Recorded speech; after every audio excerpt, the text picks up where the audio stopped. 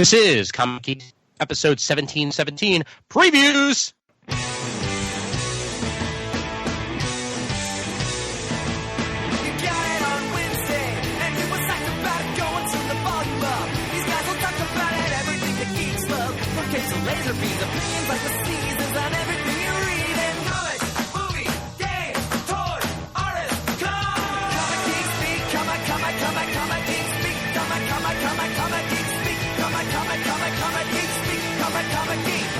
Uniting the world's mightiest heroes. This is...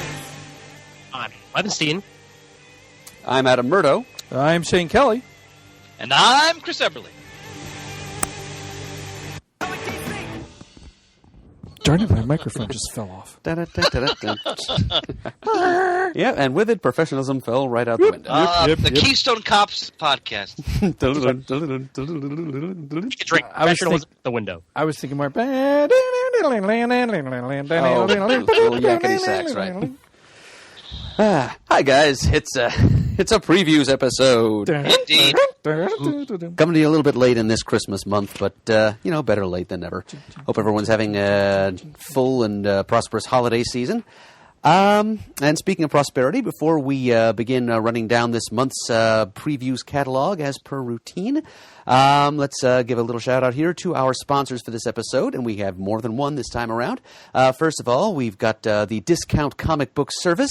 Go to dcbservice.com, their online presence, to take care of all of your online comics pre-ordering needs, where you can find all kinds of interesting bargains. Every new release from the big two publishers, Marvel and DC, begins at 35% off, and there are often special bargains on certain select items that go to 50, 75, or even 75% off. All DC and Marvel trades and hardcovers are always 50% off to start with. There are some discounts applied to products of other publishers as well, but they're usually not quite as great. And there are certain 50% off monthly special books or promotions that they offer every month, some of which we'll be highlighting as we go through this episode. And then, of course, they have their special DCBS bundles, where you can buy all of a certain range of comics with a certain theme in common, like every release from a certain publisher or imprint, or all parts of a certain large crossover. You can buy them all in a single lump bundle for 50% off. That's one of the special discounted services that dcbservice.com offers. And also they offer congenial customer service. So just they will work with you to make sure that you get what you have ordered from them. We've all been dealing with them for years. We know them and we trust them and we recommend them to all of you. So if you don't happen to be lucky enough to have your own local comic book shop to patronize, check out dcbservice.com to buy your comics online at a generous discount and have them sent right to your door. And this episode of Comic Geek Speak is also sponsored by our friends at the Collection Drawer Company, makers of drawer boxes, the easy-access comic storage solution. Chase away those bottom-of-the-pile-of-long boxes blues with drawer boxes, friends. Never again will you have to worry about disassembling an entire stack of long boxes in which your comics are stored just to lift the lid off that bottom box and get at the comics in that bottom box. Because with drawer boxes, there are no lids to lift off. There's just an outer protective sleeve and an inner box that you pull front out of that sleeve like a drawer. No fuss, no muss. It's easy access. It's super convenient, and it revolutionizes the way you store and can access your collection. And our friends at collectiondrawer.com, their website, want us to let you know that as of now, that classic drawer box design has undergone yet another improvement because they have now redone the outer support sleeve with a double wall construction in every size of drawer box they offer, and they do offer several, not just comic size, but magazine-sized, action figure-sized, LP record-sized, etc. All of them now boast a double wall construction which makes them stronger, more durable, and more stackable than ever before. Now they're even more stable, so you can stack them even higher. So, not only that, they also offer drawer box accessories such as the box locks upright storage, the box locks anchors, which help to stabilize those higher than ever piles of drawer boxes that you can create, and the box sort upright dividers, which help you organize your collection within the drawer boxes and also prevent the contents of said drawer boxes from falling over to help prevent damage to your collection as the drawer is pulled in and out of the outer sleeve. And let's remind you here at this holiday shopping season that they also offer bulk discounts for large orders. So contact them at collectiondrawer.com. They can help to work with you in case you need to replace a large number of traditional long boxes with drawer boxes, or if you'd like to make a present of a big heap of drawer boxes to an obsessive collector in your life, because they do make fine last-minute holiday gifts. And it would be at the very last minute, because this is going to be reaching your ears on December 21st. So, yes, go to collectiondrawer.com to find out more about drawer boxes. Or, if you like, you can check them out on Facebook, where they go by Drawer Box, that's all one word, storage system. Or go to Instagram and find them under the name Drawer Boxes. Yes, it's once again, it's a product that we at CGS have known and used and appreciated for years. And we are happy to recommend them to you at this time. And so they are sponsor number 2 for this previews episode. And Murdo, I want to take this opportunity to also thank those listeners who sent in donations over the past few weeks. We made an appeal for that on our last recording. We're greatly appreciated, and any amount that anybody wants to contribute is always very welcome and appreciated. It really helps us keep the show going. So thanks so much. Indeed. Yes, and a word of thanks also to our friend Ian Levenstein for joining us via Skype to participate in this episode. Thanks for being here, Ian. My pleasure. I'll consider this my Christmas gift. Received with thanks. I promise it will not be taken back to the store the next day. No, that's perfectly fine. And besides, I'm Jewish anyway, so it's fine. So, Ian, how was Hanukkah then? Hanukkah was spent as it usually is, remembering at the last minute that it was Hanukkah. Yeah, I have a lot more. I'm actually going to be spending a Jewish Christmas with my friends this year on Christmas Day. We're going to grab. Chances are we'll probably grab Chinese food in the movie. Maybe go see the new Mary Poppins movie on Christmas Day. So that'll be my celebration this year. Wow, I like that, a Jewish Christmas. Outstanding. Chinese food, man. That's when all the Jews go and have dinner because it's still opened. Then, well, a Merry Christmas. And one and all. See, that reminds me of the classic film A Christmas Story, when they go to the Chinese restaurant. Oh yes, because the dinner's destroyed and you know it's very typical for the time, and they're really, the serving staff's totally butchering A Christmas Carol as they're eating. I always think of the classic SNL sketch with John Lovitz, Hanukkah Harry. Oh, I remember that. Ian, so glad you're with us. Isn't he swell gag? Just terrific. Happy Sure to be here. Happy to be. All right, gentlemen, previews. All right, to the starting block. Go! So, I guess we begin with Image, since they've wangled their way up to the front of the catalog now. All right, and the very first thing we encounter, latest offering from Mark Miller and his Miller World, a 6-issue miniseries called Sharky the Bounty Hunter. Written by Miller himself, art by Uncle Sal's furry little friend Simone Bianchi, and yeah, it's about a bounty hunter who's very much like you might expect an Earth-born bounty hunter to be, kind of like Dog the Bounty Hunter, except he's got purple skin and he lives in outer space. And he flies around in a flying ice cream truck with his partner, a green-skinned little 10-year-old girl, doing bounty hunter stuff. Interesting premise indeed, and Miller's writing it, so I'm sure it's going to be full of all kinds of twisted good fun. Exactly. And the first issue is 50% off at dcpservice.com. Yeah, the Simone Bianchi art just going to add to the insanity there, because there's one thing that Simone is good at. It's obtuse and fascinating artwork. On the next page, 38, Hit Girl Season 2, number 1, with Kevin Smith writing. Oh. I saw that, and immediately I was struck by that, because typically when it comes to like when a lead writer leaves, it oftentimes it's somebody that you've never really heard of who tries to take it over. Yeah. That's very much not the case here. Because it's been a while since Kevin Smith has. I was going to ask, he hasn't done any comics lately, correct?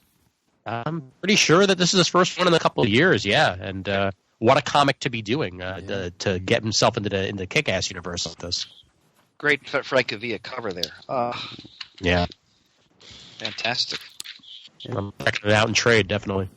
I want to point out on page... I'm sorry, Murray, go ahead. Oh, I was just going to say, I think we can expect a little bit of Hollywood insider satire from Smith here. Just looking at the flyers on the cover, apparently Hit Girl is going to war against the producers of an unauthorized movie called Heretofore Hit Girl, which I think is like Smith's version of a Batman Begins alliteration. I swear that happened in a Spider-Man comic once, where he wound up on the set for an unauthorized Spider-Man movie.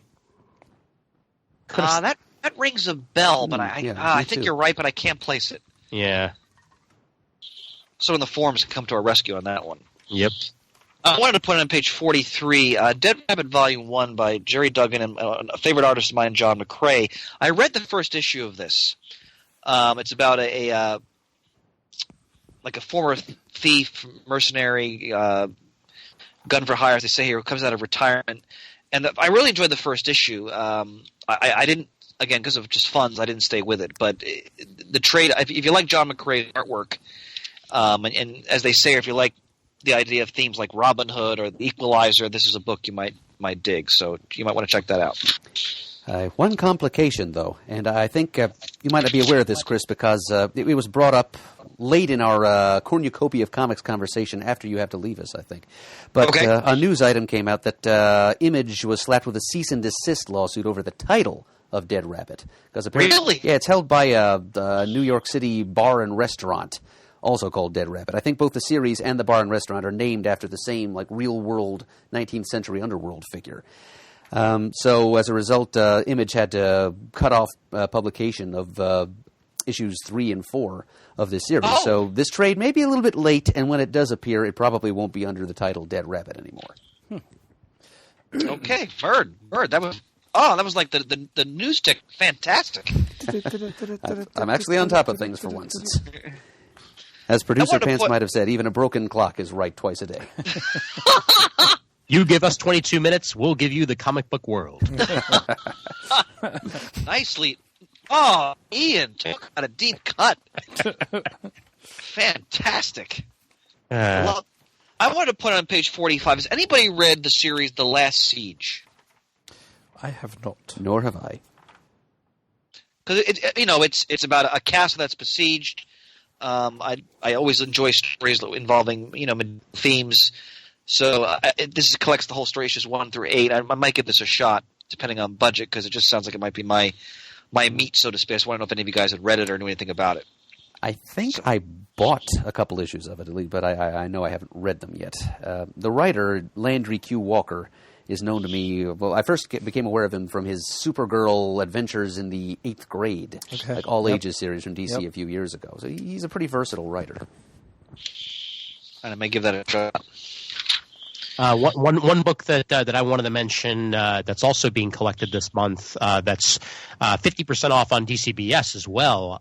Bully Wars Volume 1 by Scotty Young with art by Aaron Conley. It looks like a fascinating story. It's an all ages tale about Rufus is the biggest bully in Rottenville since kindergarten, but everything changed on the first day of high school. Suddenly going from bully to bullied, he's forced to make a shaky pact with his favorite geeks, Spencer, and his twin sibling besties, Edith and Ernie. So sounds like a cool premise, and it's nice to see another all-ages book out there, especially by Scotty. And this collects the first 5 issues of that series. It's only $6.49 on DCBS. Wow. It's a hell of a deal. Yes. I wanted to point out on page 53, Thief of Thieves, Volume 7, the Closure trade paperback. This is a series I've enjoyed consistently since it came out some years back.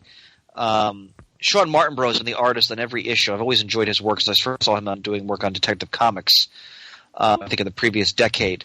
But the book was on hiatus for a while. Now it's come back. I think they're moving towards a finale. But again, it's about a master thief and how he tries to straddle his life as a thief with trying to get out of that world, and how he keeps getting pulled back into it.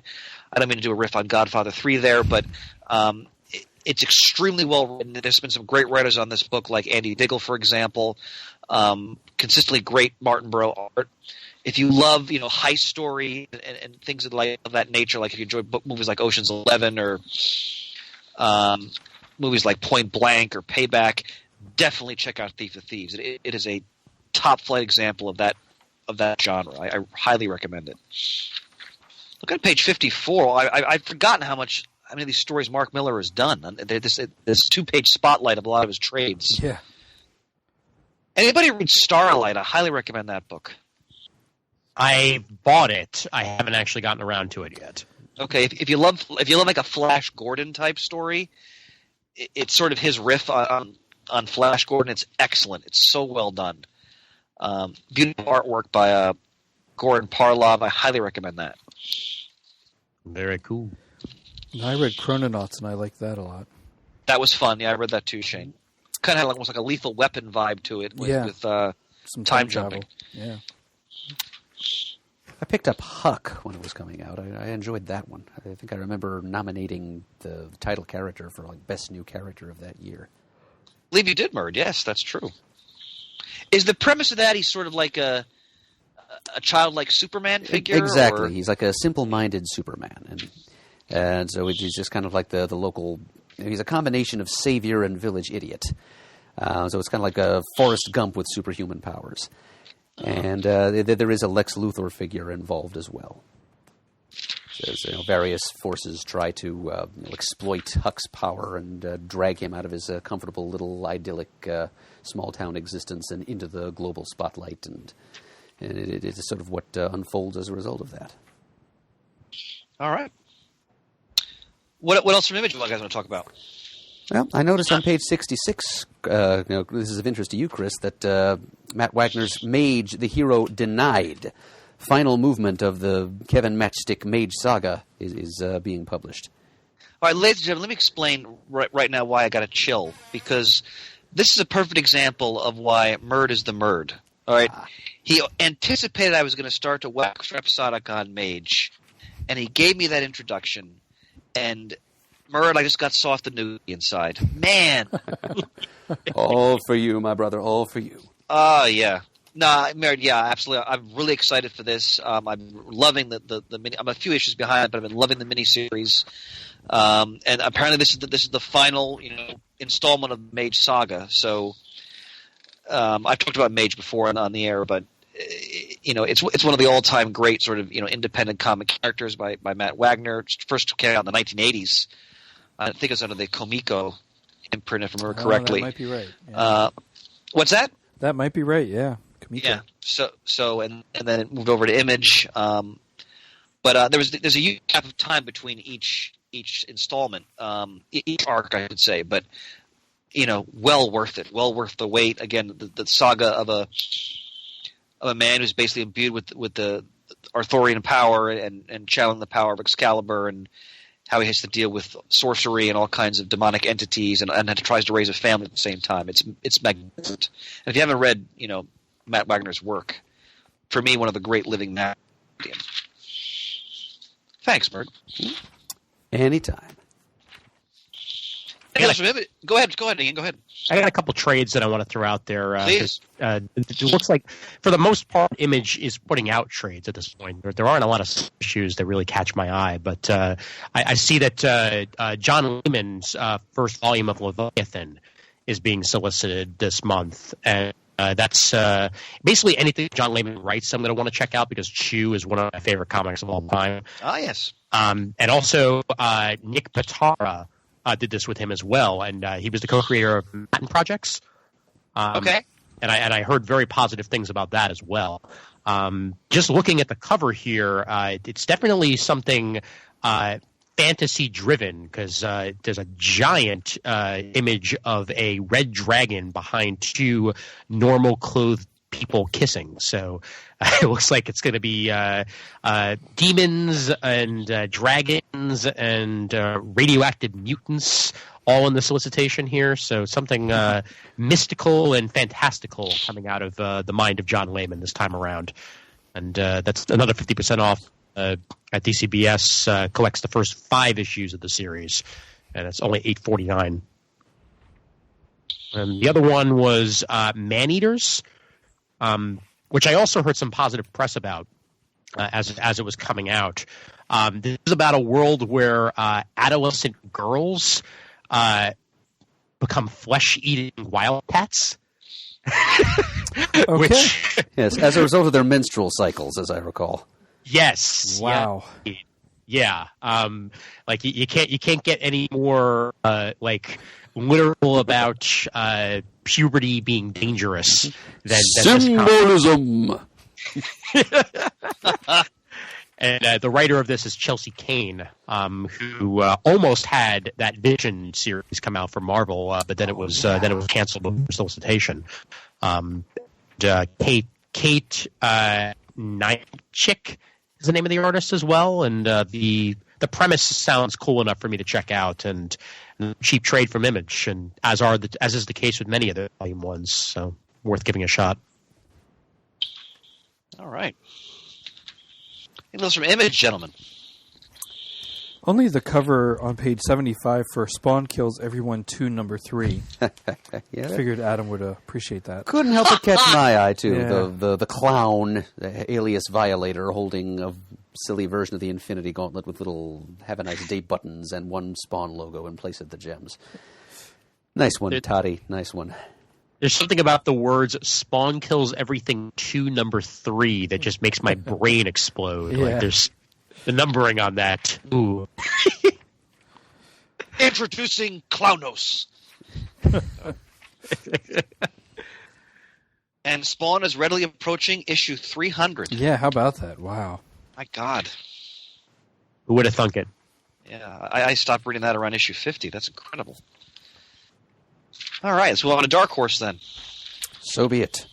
Yeah, it looks like Dark Horse is leading with the 25th anniversary of Hellboy here. Sure are. Celebrating Hellboy Day on March 23rd, 2019.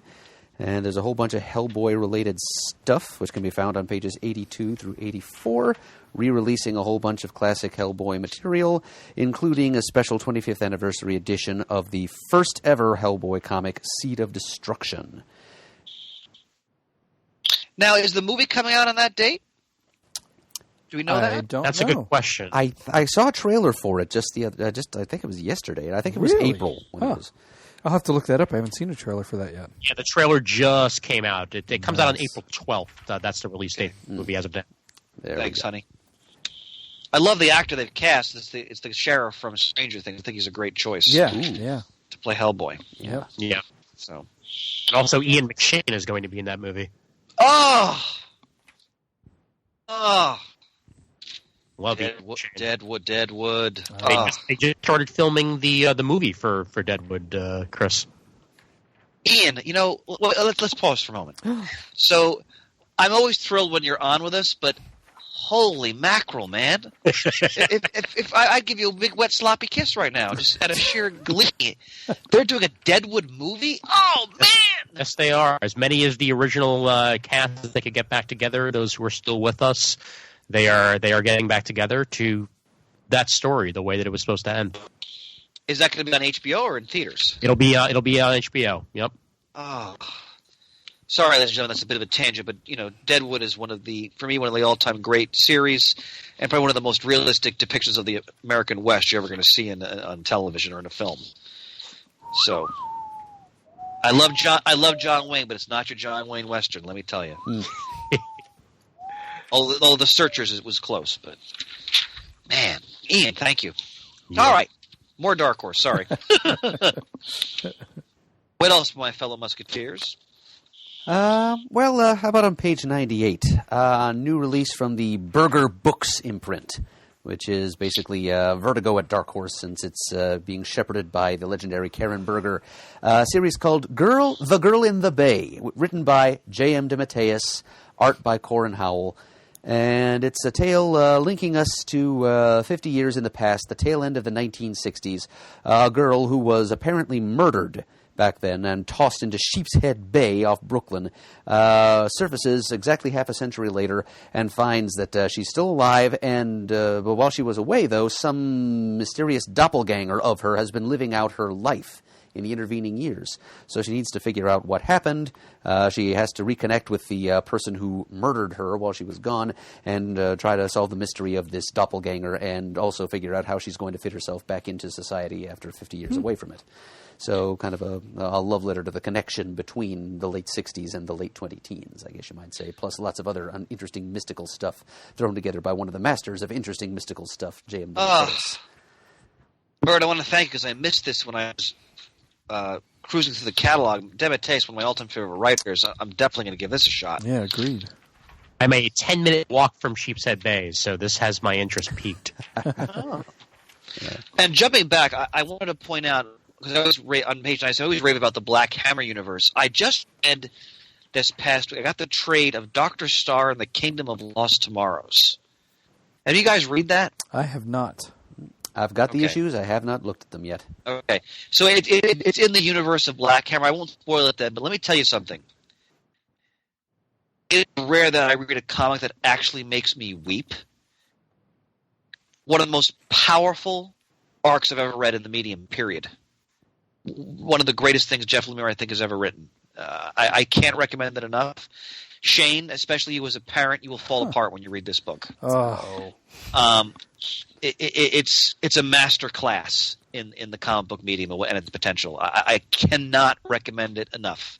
If you're listening, if you appreciate, Jeff Lemire's work and reading Black Hammer, or you love books like Starman, because this book is really a tribute to it in a way. Very much you so. have to go out and get this trade. It'll definitely be one of my nominees when we do our awards, without question. All right. And those awards will happen if anyone listening is curious. I'm going to get on that much sooner this year than we did last year. All right. If you're a Turtles fan, on page 102, The Art of Teenage Mutant Ninja Turtles hardcover. That's on page 102. Well, I know one person who probably has it pre-ordered, and that man's name is Raphael Zhu. Ah, yes.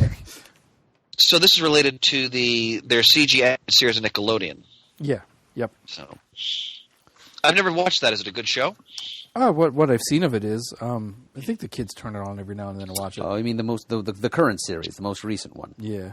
Yeah, I can't get past the animation style. It is just unattractive. Well, one thing about the new series that I appreciate is that I feel like the sense of humor is a lot closer to what I would like to see out of the Turtles. Like I feel like it's both mature and at the same time also inviting for younger children, like along the lines of what DuckTales is giving us. Okay. Plus, this is the first series to have a black April O'Neil. Which is an interesting take, since originally April was black, and then it literally feels like Eastman and Laird forgot as time was going forward. But yeah, no, it's decent. I know what you mean about the art style, Murd. It can be a little bit hard to get into, but I weirdly prefer this over the CG one. That was happening, over the last couple of years. Mm-hmm. It's a nice change of pace to have it be 2D again. Yeah. Ian, I totally forgot that April was African American originally. Yeah, I did too. Yeah, man, you're right. Because I'm thinking back to those early black and white comics. Yeah. Yep. It's one of those things that history sort of forgot until I guess the creators of this series are like, hey, why don't we actually introduce some more diversity into the Turtles? I mean, why not? And boom, that's what they did. I remember as a kid, because I didn't get the original issues, but I heard about it. Instead I picked up adolescent radioactive black belt hamsters, which was terrible. But I remember they reprinted the original stories in these large trade format, almost like a magazine size trade paperback. And God, that was thrilling. When I was 12 or whatever it was to get my hands on those. I want to put on page 108 a new EC volume. I always like to take a moment to explore one of the all-time great innovators in the history of the American comic book. Two-Fisted Tales, Volume 4. So this is one of EC's great military comics. And again, this is pre-code, so these are they're two-fisted to go along with the title. They don't pull any punches. In the depictions of combat, you got Jack Davis, Colin Dawkins, John Putman, Jerry DeFuccio, George Evans, Reed Crandall, John Severin. John Severin is especially a great military artist. Highest recommendation. Okay, go back to 106 for Disney's Aladdin trade paperback for their live-action movie. To anyone who doesn't want to hear who this might be, because I've only seen one picture, so spoilers, look out. But did you see who's playing the genie? I did. Wasn't it Will Smith? It is Will Smith. That surprised me. I did not picture him to do that. I think that's a good choice, actually. I don't think it's a bad choice at all. It just absolutely surprised me. Step back towards comedy. Yeah, a little bit of picture, and I'm like, whoa, wow, look at that, Will Smith. And it looks like this Dark Horse tie-in is going to be written by Corinna Bechko, wife of Gabe Hardman and a friend of ours. So, Shane, I think they're trying to do something a little bit closer to the Broadway show of Aladdin, which is fine. I want to get up and see that. I'm trying to push for that maybe by summer next year if it's still in. Well, the thing that I appreciate, and it's excellent, by the way, as somebody who saw it last year, I enjoyed it a great deal. Mm-hmm. Actually, technically still this year, but whatever. One thing that I like is that they actually put back in stuff that was cut from the original version of Aladdin, nice. Including the song "Proud of Your Boy." Which is all about Aladdin's relationship with his mother, and it was cut from the original because they cut the storyline involving his mother as the story progressed. But it was a very, very touching song that was removed and was then put back in as they had to, have more stuff for it to be a musical. Sure. To pad it out, and it's such a powerful piece. I'm so glad to see it back in there. Oh wow! I hope it's in the movie. Yeah, I hope so too. All right, you guys ready for DC?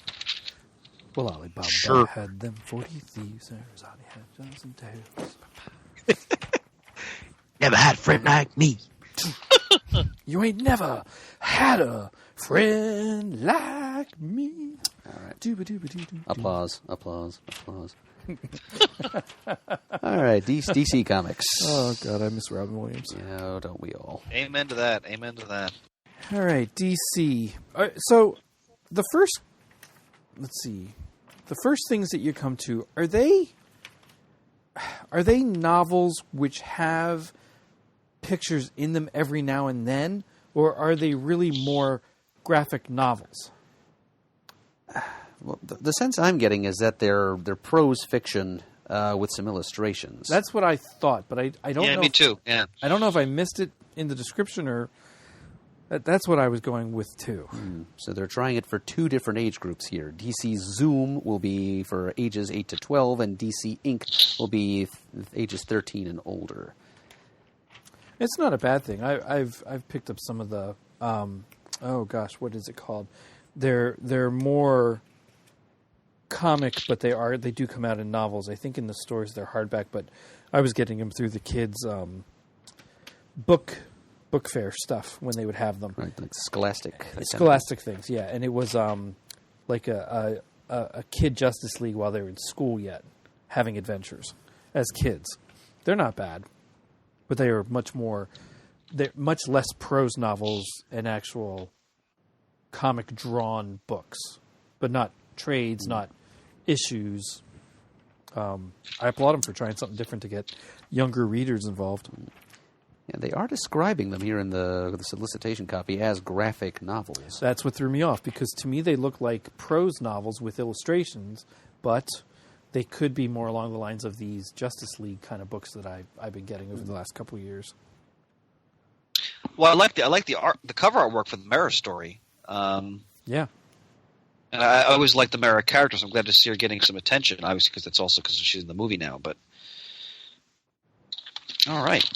By the way, I want to point out to you guys, on page number 5, we're in the DC previews now. Mm-hmm. So there's a Heroes of Crisis tie-in event. Mm-hmm. So doing a Bat-Flash crossover, notice Tom King is not writing those 2 issues of Batman. I did notice that. Yeah, I did see that too. I'm wondering if that's because he's, they have him doing Heroes of Crisis stories, or... I would think, and it's not to me, sometimes it's not a bad idea if one person writes those kind of things, and it's the same guy that's writing the Flash one. So it's a good point, Shane. It's a good point. He's probably being a little bit overworked at this point. Having to play architect for this big universe-wide event and write 2 issues of Batman per month. Give him a month off from time to time just to get caught up. Well, it's well deserved. By the way, I just read last night the final issue of Miracle Man. My God. I'm a few issues behind on that. Woo! I have Well, them. when we catch up, we'll talk about it. But man, just cutting stuff. Incredible. See what else we got here. Oh, look at page 9, Shane. Oh, I know. Oh, I can't wait for that. That just looks like all kinds of fun. Written by Mark Russell of Flintstones fame and lots of other stuff lately as well. With the art by the same person who's doing the art for that Mara Tidebreaker young person's graphic novel, Stephen Byrne. Would this be Wonder Twins or? Yes, Yes, would it is. indeed be Wonder Wonder Twins, Twins. Yep. I figured. Activate. Wonder Twin powers. Yep. Well, the image on the page is fantastic. Yes, it is. And somewhere, boy, it's not in here. Maybe it was in the last previews. Somewhere I saw a bunch of working sketches for their different uniforms, costumes, caricatures, whatever they were doing to kind of flush out the characters and see what would work and what wouldn't work. And even though I like these outfits they have on in this picture on page 9, some of the other ones were really interesting too, and I wish they would have gone with that in some ways. I'm really looking forward to this. Well, one title that I'll bring up, again, not sure what page it is because I'm working off the website. Female Fury is number 1. Ooh, page 6. See, page 6. By Cecil Castellucci and Adriana Mello. It kind of looks like it could be sort of like a Birds-esque story with the Furies. So looking forward to that with Barda and the rest there. I love Barda, so I certainly want to give this a shot. And all female fun Fury action coming out of DC. Yeah. Yeah, it's another villain protagonist type series for me to enjoy here, and it's it seems from the little description we get here that it's going to be about Granny Goodness and her underlings learning that even on the hell world of Apocalypse, there's a glass ceiling, and what steps they take, whatever gruesome, ultra-violent steps they must take to shatter through it. So yeah, that could be good. And Adriana Mello's artwork on Plastic Man looked quite nice. So yeah. Shane, I wanted to ask you on page 15. Have you been reading the Batman Beyond series by Dave Jurgens? I have not. And after seeing the last couple of solicitations, I may at least go pick up the trade because I want to read what's going on here with them talking about Dick Grayson, some pictures of them in the past, or at least Batman and Robin from the past. Some of it's piquing my interest again. Yeah, because I've never read this series. I just want to know what you thought of it if you had read it, because I've always enjoyed that character. By the way, go ahead, Ian. I'm sorry. I was going to say it's a character that I'm glad that DC remembers exists. Yeah, I am too. because I was always worried about that after the series ended, that would be the last we'd see of Terry, and they very much have integrated him into DC's history in a lot of ways, and I appreciate that. Yeah. Speaking of history, on page 25, we are one issue away from Detective Comics 1000. I know. Isn't that crazy? Wow. All right. And to think when I started with Detective way back when it was in the 500s. Well, Shane, the head blanket of middle age is enveloping us. Oh, you're not kidding.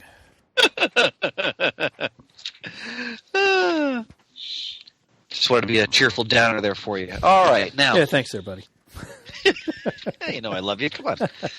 You cuddle buggy. All right, now, what else, gentlemen?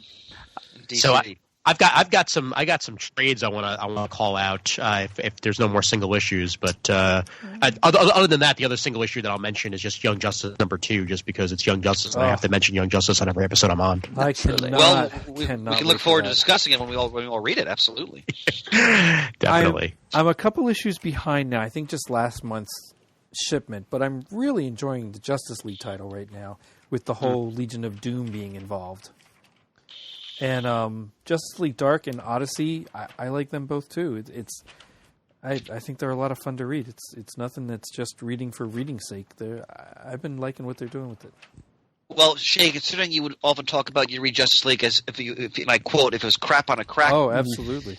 for you to really extol some certain issues, that piques my interest. Right now, I'm reading the Drowned Earths crossover, or at least parts of it involving Aquaman, and the Justice League's involved in that, and they keep referring back to events going on in the Justice League, so I may have to pick up issues, especially based on your recommendation.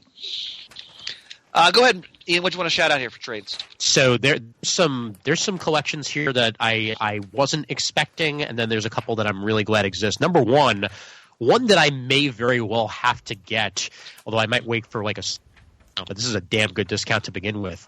They are collecting the entire run of Grayson. Yep. Oh, Grayson Spy Omnibus, hardcover, new edition. Collecting Grayson issues 120, Secret Origins number 8, Grayson's annual 1 through 3, Grayson Futures End number 1, Robin War 1 to 2, and Nightwing Rebirth number 1. It's only $50 on DCBS right now, regular price of $100. So that's a decent amount of issues. For the price, but I may still wait on it. Otherwise, I've been taking it out from the library, and I think I'm on volume 4 right now of the original. It's a great series, isn't it? Oh, it's fantastic. It's was. really good. Yeah. But a collection like that, I love having just everything in one package, and that's you can't get better than that. I mean, with Celia and King. Now, did you read, Ian, the Future's End one shot? I did, yes. That was included in, I think, the second volume of the trade. Now, is that not a master class in the one and done story? No, outstanding. It's one of the best issues I've read, period, in the last couple of years. And you're absolutely right, Chris. And that's an art that is very much not really. I don't know. It feels like it's at a wayside a little bit more. The one and done issue, and he knocked it out of the park. I'm glad you're. Yeah, Grayson is again. If people don't know, it's Tom King. Yes, and Tim Seeley, I think, was a co-writer in that. Correct? Yes, indeed. Yep. Yeah, it's great stuff. It's Dick Grayson as an espionage agent, so it's terrific. The other one I want to mention. Sorry, not to cut in there, Chris. Go ahead. Batman and Harley Quinn trade paperback. This is at page 63. Yes. This is collecting a digital only series that was released as a prequel to the Batman and Harley Quinn movie, which I enjoyed, but also at times it let me down. But I'm more looking forward to seeing just how this ties into it and how it works with the characters, especially since it's in the art style of the original animated series. With Ty Templeton as the writer, and the artist is Rick Burchett, along with others. Digital chapters 1 through 7, and then the Harley Quinn and Batman digital chapters 1 through 5 as well. So, I'd be willing to give it a shot. And now, Ty Templeton wrote a lot of the animated comics, didn't he? Yes, he did. Okay. And I agree with you, Ian, about the movie. It was pretty good, but there were parts in it that just made me cringe. Yeah. Over the top at times. It was one of those. I felt like they tried to make it too slapstick and tongue in cheek, and I would have preferred something that was a little bit more grounded. I want to point out across from that on page 62, Absolute Day Tripper. Now it's $100. Go out and find the soft cover, but this is by Gabriel Ba and Fabio Moon. This is a beautiful story. It's all about this guy's life and just all the possibilities of his life and where it go in different directions. I can't recommend this enough. It's gorgeous on every level. It's a 10-issue miniseries. Really, again, just if you love, if you love a non-superhero story that has slice of life, but also some sort of mystical connotations, definitely check out Day Tripper. Shane, I'm thinking of you and Mert also on page 65, The Brave and the Bold, The Bronze Age Omnibus, Volume 3. Oh, yes. I just picked up, let's see, was it Volume 1, I think, of that the other day? It might have been. I'm looking forward to that. I'd like to read some good old-fashioned Batman. Yep. It's a good-looking collection, and I think it's the third of 3, because it takes us all the way up to issue 200, which was the last issue. And that's the Bob Haney universe, right, Mert? Uh-huh. Yep. Earth B. Talking yet again about something that you may just be better off finding in a cheap bin as a trade paperback, but they are soliciting an absolute Batman Arkham Asylum hardcover 30th anniversary edition, and this is a very early solicit. It's solicited in this month, but it's not coming out until September of 2019. Wow. Yeah, they're really heading their bets on that one. Then, jeez, they are. Yeah, I mean, it's Dave Kean art and Morrison writing, so it's gorgeous and it's tremendous. It deserves to be in an absolute edition. But still, I have a soft cover that I got, I think, as part of like a Secret Santa one, so I'm happy to hold on to versus getting this. But if you wanted a beautiful hardcover, then it's 50% off on DCBS for $37.50. I think I still have my original hardcover of that. Yeah. Check out on page 71, just for our Bronze Age goodness, the Joker, the Bronze Age omnibus. Oh my goodness, Chris! This is the one thing in this entire catalog that really had me weak in the knees. This is the kind of thing that, if I were coming across this about 20 years ago, would have had me openly salivating. And even now, when I'm a little bit of a slightly stronger constitution, I'm still finding it hard to resist. I mean, it's probably not every single Joker appearance published during the 70s, but it's a lot of them. It's 808 pages. So it's got a bunch of different Batman appearances, including the arc of the Who Killed Batman story from 291 through 294. His appearances from Brave and the Bold, a couple of team-ups with Superman in DC Comics Presents, an Earth 2 Joker story in Wonder Woman 280 through 283. I think that's one of the Huntress backups that had appeared in those issues of Wonder Woman. And not only the entire Joker solo series, which I just craved and coveted as a young collector. I loved the idea that this series existed in the 70s, but the never-before-published 10th issue of that series, which I don't think that was even a part of Canceled Comics Cavalcade. That was my next question. Yeah. Okay. So there it is. I mean, that series, it was kind of a mixed deck, if you will, kind of a royal flush of creators. Because it never really had a stable creative team for its 9-issue published run. A few different writers and artists worked on it. But now we get the 10th issue, which has never been seen the light of day before. And so I think I'd almost be willing to pay full price for that. But it's $99.99. But of course, DCBService.com offers its usual 50% discount, so that brings it down to $50. Wow. I don't think I'm going to be able to resist this in the end.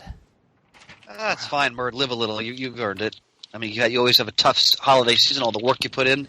I think you've earned your Joker omnibus. It might be my... Oh, it doesn't actually come out until August. I was going to say it's my birthday present to me, but it's... Pay now, get later. It's going to be more like my dad's birthday. My present to me on the occasion of my dad's birthday, which is in August. It'll have you laughing all the way to the bank, Mert. Or you can be on your legendary porch in Stone Harbor with your feet up, reading your omnibus.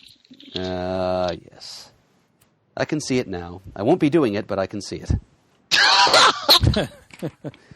Yes, I'm not allowed to put God, that was bleak.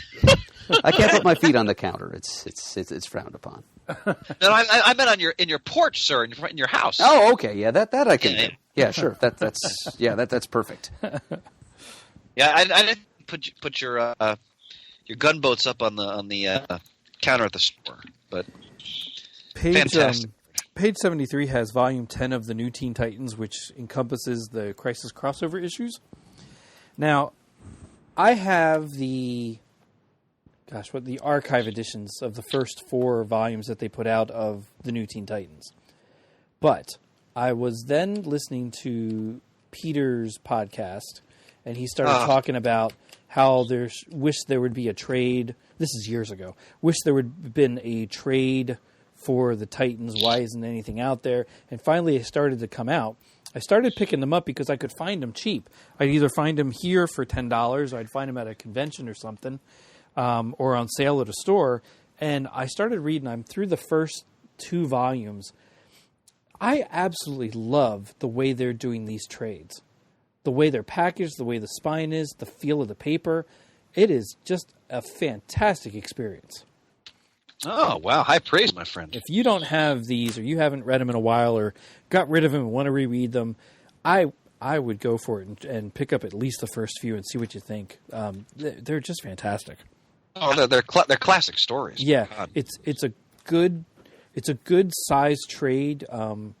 Everyone comes, 5, 6, 7 issues, whatever it is. They're easy to carry around, easy to read because they're good old fashioned comic paper feel and look to them, not shiny and weird. It's a lot of fun. I was thoroughly enjoying it. The trades start with the beginning of the Wolf and Perez series. Yep. With Raven trying to recruit everybody. It has the I think the very first issue in Volume 1 is the preview that was in another book. I cannot remember. The back of DC Comics Presents, I think. Maybe that was it. Yeah, that's what starts it, and then it goes right through the first, right in order. Does it pass the smell test? Oh yeah, because it's good old fashioned paper. It's the way it should be. Excellent. Shada, I wanted to point out for you, benefit, on page 78, if somebody wanted to get all the Batman black and whites but don't want to spend the money, you can now get the mini figurines. Yeah, I thought that was kind of cool. $35 for 7 figurines, including Nightwing. Yeah, and they look really good, and they're, what, PVC? I'm assuming so, yeah. Got to be for that price. Amanda Connor, Darwin Cook, Jason Fabok, Patrick Gleason, Frank Whiteley, Dick Sprang. Yeah, that's a good collection. Yeah. And I love these. I so would go back and forth. Of course, I never ordered any. But page 80 and 81 have these DC Artist Alley statues. The one of Flash, Batman especially, and Superman even, were really nice. I love this Batgirl one. I've seen the Flash one and the Batman one. The Hawkgirl one's really nice. Yeah, it is. Legal tender we can't afford to spare. That's right. You guys ready for IDW? Let's do it. All right. Favorite emerge. They start off with a bunch of My Little Pony. My Little Pony. Yep, it's they're reaching a landmark here. It's issue number 75 of the My Little Pony Friendship is Magic series, and it's a 48-page issue by the original creative team of this long-running series, our friend Katie Cook as writer, co-writing with the artist Andy Price, also a nice guy whom Pants and I have met at Heroes Con several times. And it takes the ponies into outer space and gives Katie a chance to introduce a cosmic-class pony villain called Cosmos. So I will definitely be ordering a copy of that. Nice. And as you pointed out last month, interesting how Disney's spreading the love here. So on page 122, 123, IDW is publishing Marvel Action books, which are designed for readers. Yep. And the Black Panther was written by Kyle Baker. Oh, wow. So, while at the same time, the IDW is also publishing the final issue of the Batman the Max crossover this month with Sam Keith on writing and art. So they're covering both DC and Marvel this month. Check out on page 129 because the IDW is doing some Star Wars stuff, some for younger readers. Yeah. Anybody? I never hear about this Vader's Castle. No, I didn't see that or read that. I don't know how I missed that. That's an event that they did around Halloween just a couple of months ago. Huh. The Frank Villa covers are incredible. Oh, man. He's a great artist. Yeah, it's kind of Star Wars stories in a macabre, spooky, Halloween-like vein. And I guess they're collecting them all now in what appears to be a slipcase. God, I miss Rebels. What else for IDW strikes your fancy, gentlemen? I wanted to point out DuckTales issue 18 here. It's a 20-page story as we present money-grubbing hooligans from the deep. A tsunami is about to hit Duckburg. So it looks like it's going to be some fun, like 20,000 Leagues Under the Sea type adventuring with the DuckTales crew, and really been enjoying that animated series. And David Tennant. I'm sure the comic is just as good. All right, Shane, I thought of you here on page 136 and 37. That's a great art, isn't it? The G.I. Joe portfolio of the package art Oh. from the original toy line from the 80s. Now, one of the greatest Christmas mornings ever for me was when I got the G.I. base. I never had the base, but I had the Sky Striker. I had all kinds of figures and vehicles. I had mostly, I don't know why, I had mostly G.I. Joe vehicles, very little Cobra vehicles. They really lost the battle almost every time, just because they had no vehicles. Well, if you want some wax some nostalgia, they've got 10 prints, classic packaging art. God, that art. I hope they tell us who the artists are when you buy it. Man, I love that base. Oh, it was a great playset. I had friends who had it. It was a fantastic playset. Yep. And across from this, very interesting, page 137, G.I. Joe Sierra Muerte #1. Writer artist cover Michael Fife, I believe, or Fife. Forgive me if I'm mispronouncing that. It's Fife. Fife, thank you. A brilliant contemporary and faithful homage to all things G.I. Joe. Eccentric soldiers dominating bizarre terrorists are showcased in this bombastic account of G.I. Joe's quintessential mission against Cobra. Wait, I have to say that properly. Cobra! A ruthless terrorist organization determined to rule the world. Rule the world. Boy, we are showing our age. Incredible. Through a beachside ambush, a compromised manhunt, and a revenge plan that backfires, America's fighting elite risk life, love, and honor in this brutal, globe-spanning adventure. The art style is very interesting. Yep. Fife is the creator of a self-published book called Copra, not to be confused with Cobra. But it's his very eccentric, indie-styled, I almost go so far as to say gonzo approach to the classic Ostrander Suicide Squad. The characters in there are pretty clearly, analogs to Captain Boomerang and so forth. Plus a couple of Marvel characters like Doctor Strange and the Punisher he threw in there for good measure, and some other characters that are wholly his own. And he just kind of puts the whole thing through the meat grinder, and out comes this really strange but visceral and enjoyable comic that's both love letter to the classic Suicide Squad and also a really peculiar altruistic indie comic experience. He did the same thing with one of Image's Bloodstrike, I think it was, one of the old 90s Image teams. He kind of put his stamp on that a little bit ago, and now I guess it's G.I. Joe's turn. It's going to be a little stranger than what you guys are used to from your G.I. Joe comics, I get the feeling. But it could still be fun. I'd encourage you to try it. Now, page 139 has Transformers Unicron, but that's not what I'm going to talk about. Sidebar, I cannot wait to go see the Bumblebee movie. That looks great. I can't figure out why it took so long to get Transformers on the big screen the way they were supposed to look. Oh, it's about damn time. Whew. God. Starscream and Optimus Prime, Shockwave. Oh. Now, is Michael Bay directing this one? No. No. Okay. I can tell where we fall in the Michael Bay camp then. Well, another thing that's part of this month's solicitations, I see they finally have the trade paperback for the Rick and Morty versus Dungeons and Dragons limited series. With the writer on this is Patrick Rothfuss, who's actually I'm familiar with from his Acquisitions Incorporated participation. That a Dungeons and Dragons group that the Penny Arcade crew run.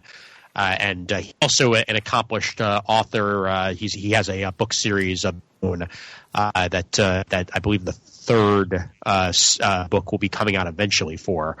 It's the King Killer Chronicles is the book series that he's known mainly. But it's Rick and Morty and it's Dungeons and Dragons. It's bound to be fun, and I've been waiting for it to be collected. So now I get to experience that, and it'll be out in March. All right. Love that retro Dungeons and Dragons cover based on the old, module books. Yeah. I'm jumping ahead to page 153. Well, actually 152. I always have to wax rhapsodic when I see artist editions advertised. These are reissues, but it's all Spidey stuff. It's 3 Ramita ones, and then a Gil Kane. Oh, man. Masterpieces.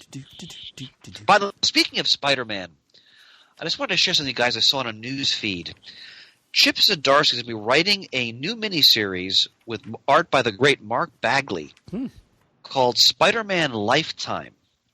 Have any of you guys heard about this? No. Mm-mm. Okay, so it's coming out, I think March, I want to say. So maybe we'll see it in the next previews. But the premise is that it starts in the 60s, and it covers, I think, 6 decades. And the premise is, what if Spider-Man actually aged? Oh, wow. And what he experiences, and how he's affected by what's going on in America through the decades. Considering the great work Zdarsky's done on Marvel 201, I heard his Spectacular Spider-Man one was great. I have not read it. And you bring one of the all-time great Spade artists, Bagley. I am incredibly excited for this concept. So keep an eye out for that. Sounds a lot like John Byrne's Superman and Batman Generations. Yeah, that's true. Yeah. Yeah, I'd like to see that done with Spidey, sure. And that was a good book too. I enjoyed John Byrne's take on that. So yeah, this sounds like a great idea. Well, the cover art I saw, I don't know if it's official, but they have an image of it's for the first book. I think takes place in 1966, and they have Spider-Man. You know, he's attached via his webbing to UE helicopter circa Vietnam. So I'm really looking forward to that. And I also want to point on page 153, Ditko's Monsters. So we have Joe Gill. Is that Stephen King's son? Joe Gill? That's Joe Hill. Yeah, that's Joe Hill. Oh, I'm sorry. I mixed them up. I apologize. So art cover Ditko, 2 famous monsters of Filmland, Battle for Your Hearts and Minds, this terrorific comic, Gorgo and Conga. So I guess they're taking Ditko art and then Gill's writing, I'm assuming. Interesting. You've got a Gorgo introduction by Tony Isabella, a Conga introduction by Mark Ditko. Who is Mark Ditko? Does Steve Ditko have family? Might be a nephew. I think I remember hearing something about him having one of those. Okay. Interesting. All right, what else in IDW, gentlemen? Page 157, issue number 5 of League of Extraordinary Gentlemen, Volume 4, The Tempest. That doesn't seem to be coming out on a strict monthly schedule, so whenever an issue pops up here under IDW Top Shelf, I'd like to just put up the beacon to make sure everyone notices. Mert, I appreciate that because I read issue 1, loved it, but then I missed. I think I missed 2, so I have to track those down the road because I did miss the order for 2 in the previous whenever that was solicited. Yep. The first issue was great. Gather ye Alan Moore while ye may. Indeed. You guys ready for Marvel? Sure. Well, actually, before we get to Marvel, please, sir, please. I have one thing. Please.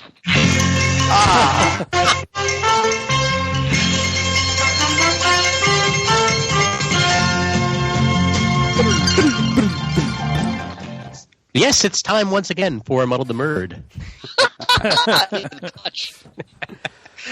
Wanted to throw it out there at just the right moment. Well it's been a placed, while. Ian.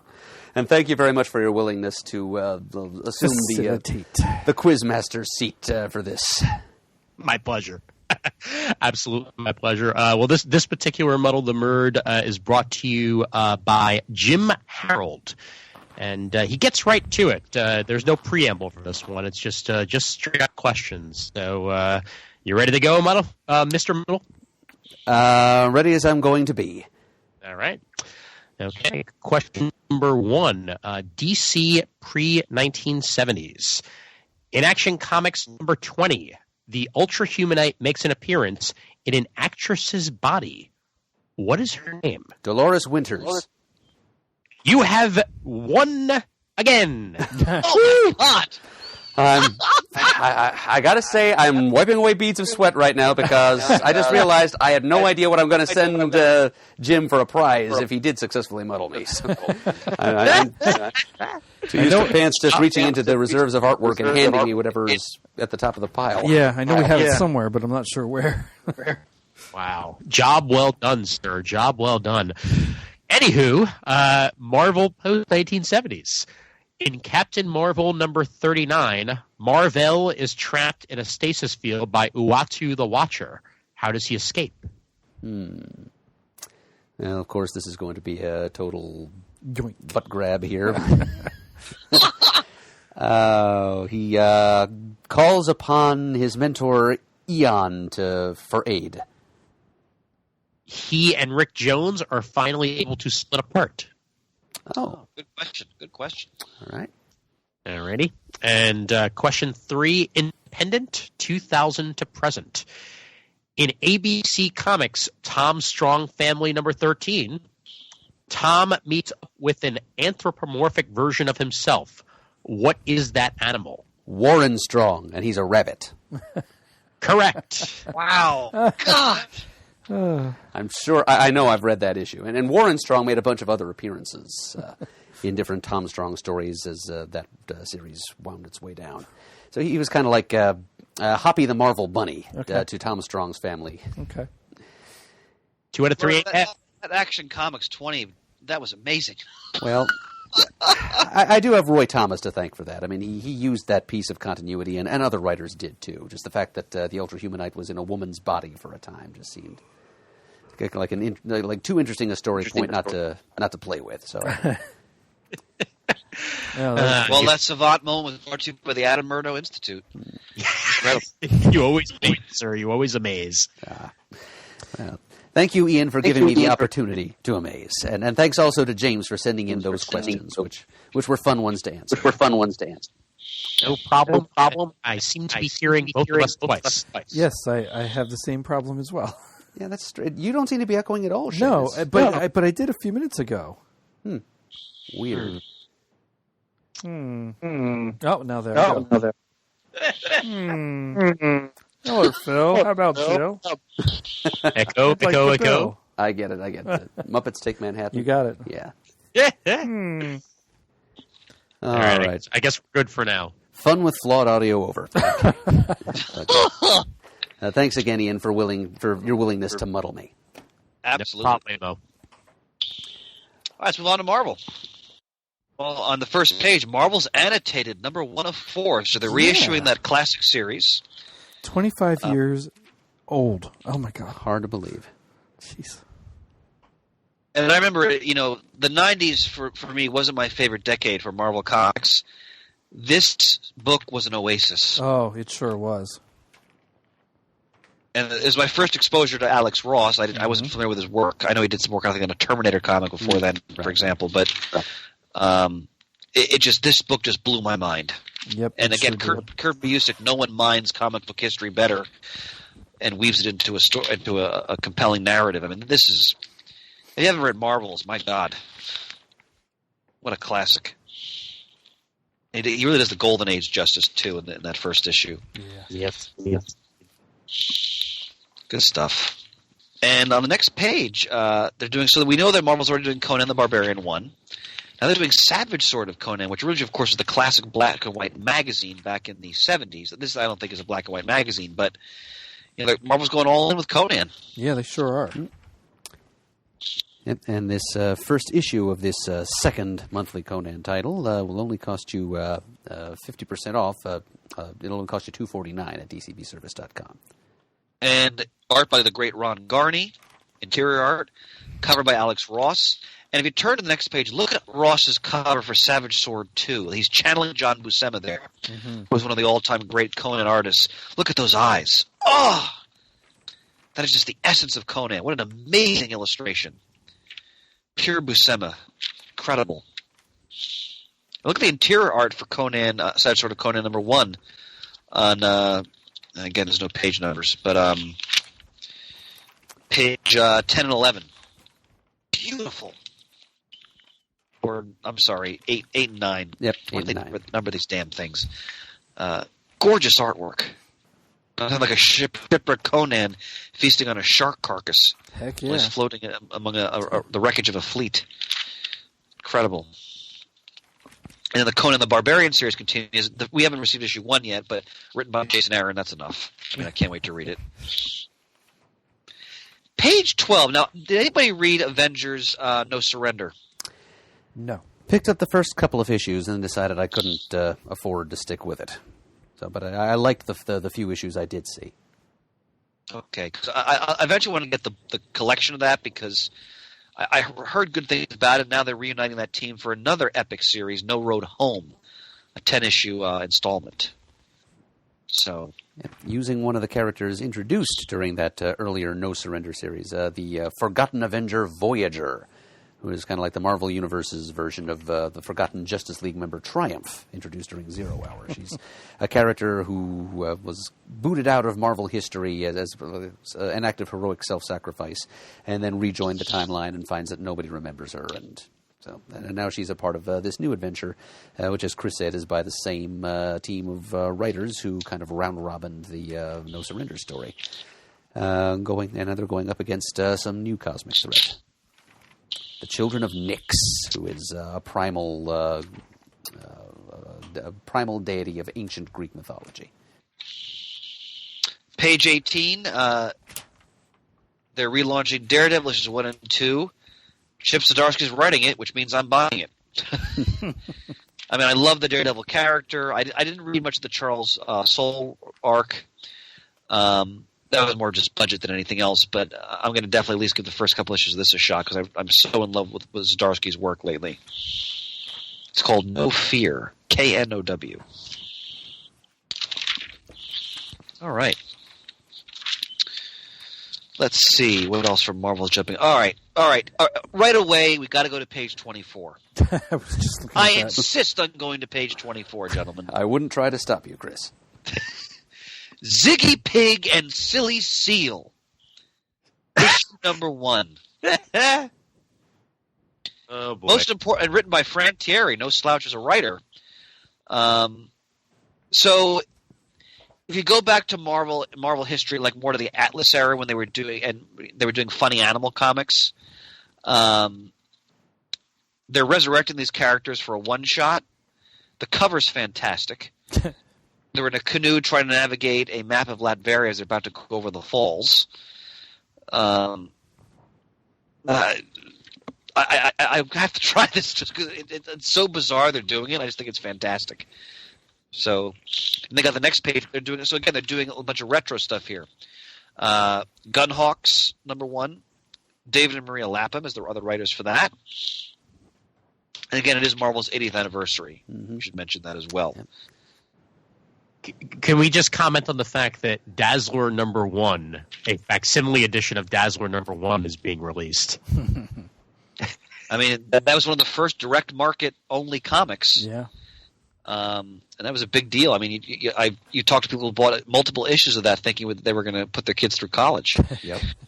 Yeah, I'm pretty sure you can buy an actual edition as opposed to a facsimile edition for less than $4. Very much so. Oh, yeah. In a good bargain bin, absolutely. Also on page 26, you have Love Romances, Dennis Hopeless, Gail Simone. Can robots fall in love? Love stories can only be told in a comic book. So what is this, Heart Beeps, the comic? God, I love Bird. Wow. My goodness. I mean, you guys do understand the reference, right? I'm pretty sure you do, Shane. But you remember Heart Beeps? It was a movie. It was an actual feature film. It was starring Andy Kaufman and Bernadette Peters, of all people. Oh my God! Wow. It was a terrible turkey. Kaufman actually went on the Dave Letterman show after it came out and said to America that anyone who came up to him and said, "I saw that movie and I want my money back," he would give them like the $2, whatever the cost of a movie ticket was at that time. Wow. Out of his own pocket. That's how badly the thing bombed. I don't remember that. And it was a story about androids in love. It was a robot love story called Heart Beeps, and that's what I'm thinking of as I look at Love Romances here. I'm going to have to look that up. Bird. Once again, office hours are posted. God, incredible. Although I will pull out, I was watching a trailer because I saw it on iTunes, and I couldn't resist, of Mark Hamill's Corvette Summer, which was another one that didn't do so well. Annie Potts, Mark Hamill. But I would watch it again if I had it. When was that made in the 70s? Oh, yes. It was after Star Wars, before Really? Empire Strikes Back. Yep. Oh. I want to say that was the time Oh boy, I can't quite remember if he Was had. it before his accident? I think it was before or during the accident. Like I don't remember if the accident happened as a result of Corvette Summer or if that happened just after. That sounds like it is a movie about cars. Yeah, and they're traveling across country trying to get his Corvette back. But yeah, that's some zany 70s stuff there too. Deep cuts, gentlemen. What was the car? What was the movie about the car that Stephen King? Christine? Yeah. Right. Yeah. Whew. Which starred Keith Gordon, who we should all know from the classic Back to School, who later became an excellent film director, actually. If you're a World War II fan, definitely check out the movie Midnight Clear. That's a little watch gem. It's a tremendous film that he directed starring Ethan Hawke. Well, in other news, a comic book that we have truly all been waiting for is coming out this month. Hulk Firenes, number 1 of 3. Holy. It says it in the solicit, the clash you've been waiting for. So clearly we have all been waiting for this clash. The writer's Greg Pak, though, so it may very well be worth the price of admission, but who knows? That's on page 38. Page 38 for that one. Oof. Wolverine and the Hulk teaming up against a clone of both of them, basically, combined into one by the Weapon X program. Good old Hulk Farine. Jeez. Weapon H. Ian, I'm glad you're here because I would have missed that. I wanted to point out, I mean, I haven't read X-Men lately at all, but I'm intrigued by issue 11 because I've always enjoyed the Cyclops-Wolverine dynamic. Yeah. They're bickering, their antagonism towards each other, yet they, ultimately do respect each other. So I have no idea what's going on in X-Men, but I may pick this issue up just to see the Salvador LaRocca art, which never hurts.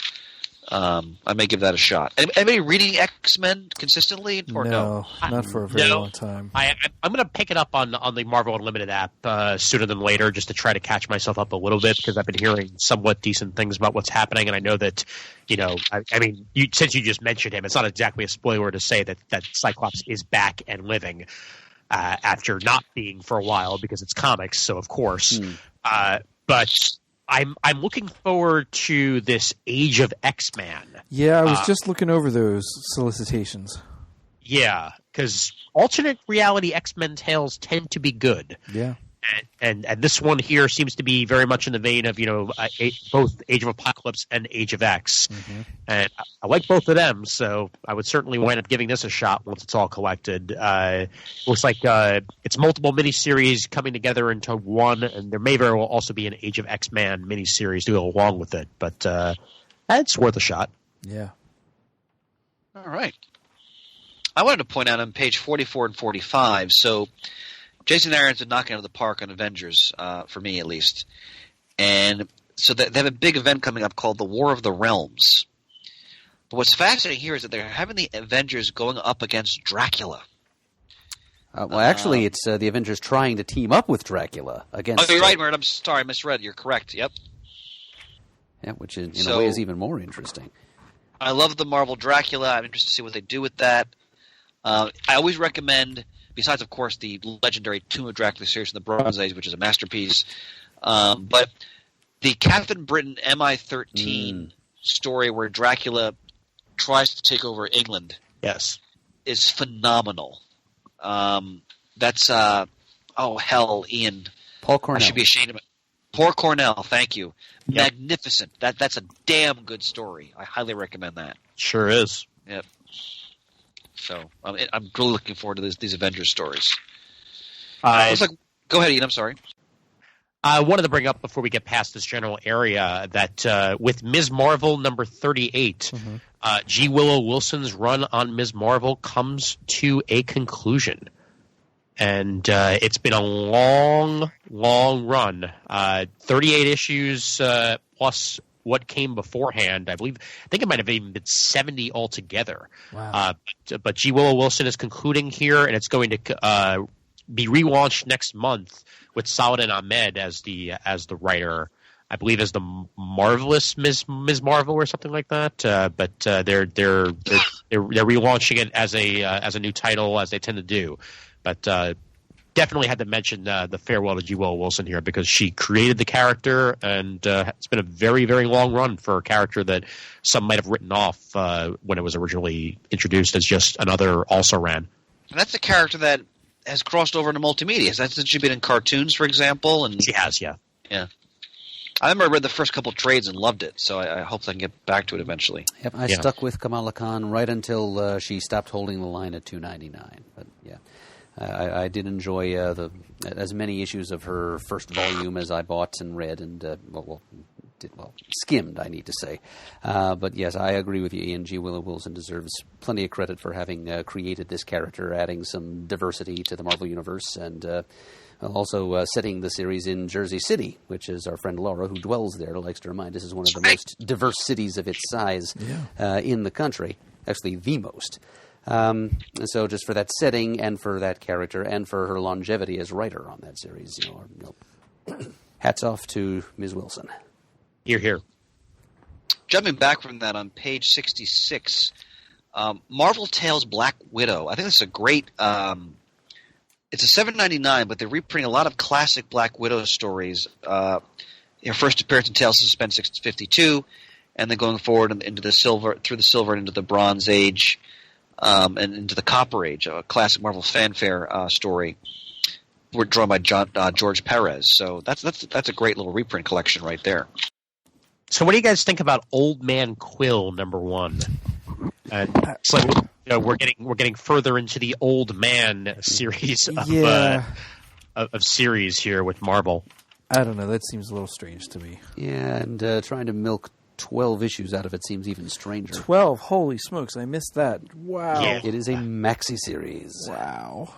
It's. I mean, I'm curious, just because is this the same universe as Old Man Logan, or is this just the far-fetched future of the Guardians of the Galaxy? Because Peter Quill could probably easily wind up in a freaking time tunnel and wind up in the year 3000 if he really wanted to, because that's the way they roll. But I'd be willing to see if it gets positive buzz. But yeah, 12 issues is a bit of an investment. Whew. That is long. Yeah. I actually haven't read any of the Old Man Blank series so far, not even Logan. So, yeah, it's kind of a whole subgenre of Marvel publishing these days, of which I am completely ignorant. Yeah. Yeah, I mean, the original Old Man Logan was actually quite good. The one that ran in the actual Wolverine title by Miller and that's a fantastic story. I think I have a hardcover version of that I have yet to read. Ian, that's Steve McNiven art, is it not? Oh, yes, it is. Yeah, no, it's gorgeous. And plus the Spider-Mobile's in it. Yes, it is. Ooh. Wow. Well, is it weird that more than anything else makes me want to read that story now? And we wouldn't have the movie Logan without Old Man Logan. Yeah, but did that have the Spider-Mobile in it? I think not. That's true. Make a valid point.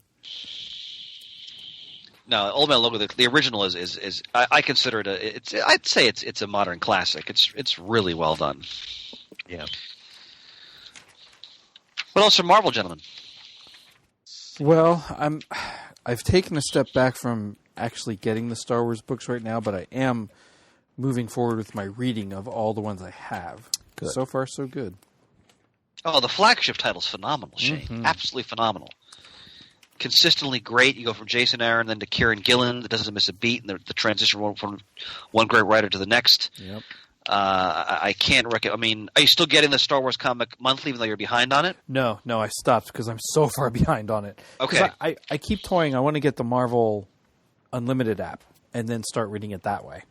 But I want to get caught up because I know. Well, our old friend Dan in Pittsburgh swears by the Marvel Unlimited app. Oh. And I used it a little bit for some research, and it is quite convenient if you want to catch up on things. Absolutely. Okay. Yeah, I'm curious about this Anakin Skywalker Star Wars book that's starting up. Yeah. It's just Jody Houser is the writer, who I've heard of, but I'm not really familiar with the work. But considering that's sort of like an untold tale in the lines of Untold Tales of Spider-Man, has me intrigued. Well, covers by Paulo Rivera on all these one shots. That and the Count Dooku. Yep.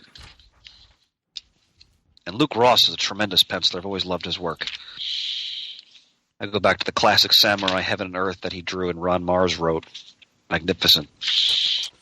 I also like on page 92 and 93, which is just past the Star Wars stuff, they have, in the Marvel previews, they tout the IDW books, which is nice. Yep.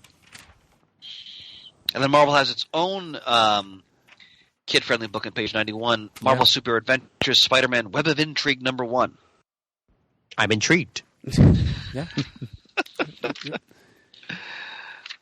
Fantastic, Ian. Are we moving to trades then, gentlemen? Yeah, I'm up on page 101 with the Marvel art of Scotty Young. Ooh. Mm-hmm. Groovy. That's a great cover. Yeah. Oh, God, I love it. I love his art.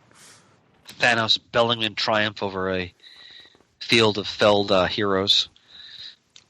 I want to point out Domino Volume 2 by Gail Simone. Hearing very positive things about that, and we'll have to eventually catch up via the Unlimited app. But I'm just glad to see Gail working for both Marvel and DC again. Sure. Because it's been a while since she's been working for Marvel in particular. Damn good writer. Yes, unfortunately, I don't see a monthly issue of Domino. It's solicited in this catalog. Yeah. I don't know if that means that the title's been discontinued or what, but at least we have a trade. And how about the Infinity Wars Sleepwalker trade solicited? On page 118. Yep. Yeah, you know, I think I missed a couple issues of that, but that is something that I actually was interested in buying because I've always liked the Sleepwalker character. You know, if Raf Suhu were online here, he'd be backing me up on this. Sleepwalker and Darkhawk were like the bright young stars of Marvel's early '90s. Art by Todd Knock, too. Oh, yep. Another Young Justice shout out there. Mm-hmm. Yep. And he does draw a fine-looking Sleepwalker.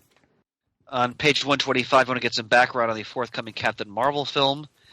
They're reissuing several trades pertaining to both the Marvel character, including the classic Death of Captain Marvel, and the Kree Skrull War, and, of course, Carol Danvers and also Monica Rambeau.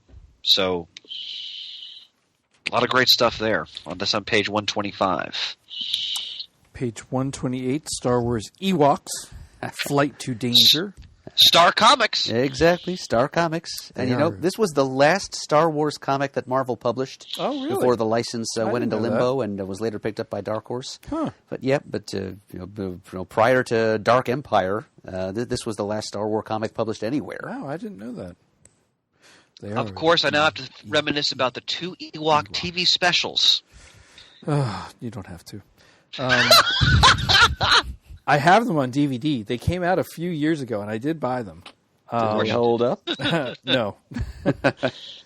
Yeah, and then I was curious because in my head, I forget how I came across.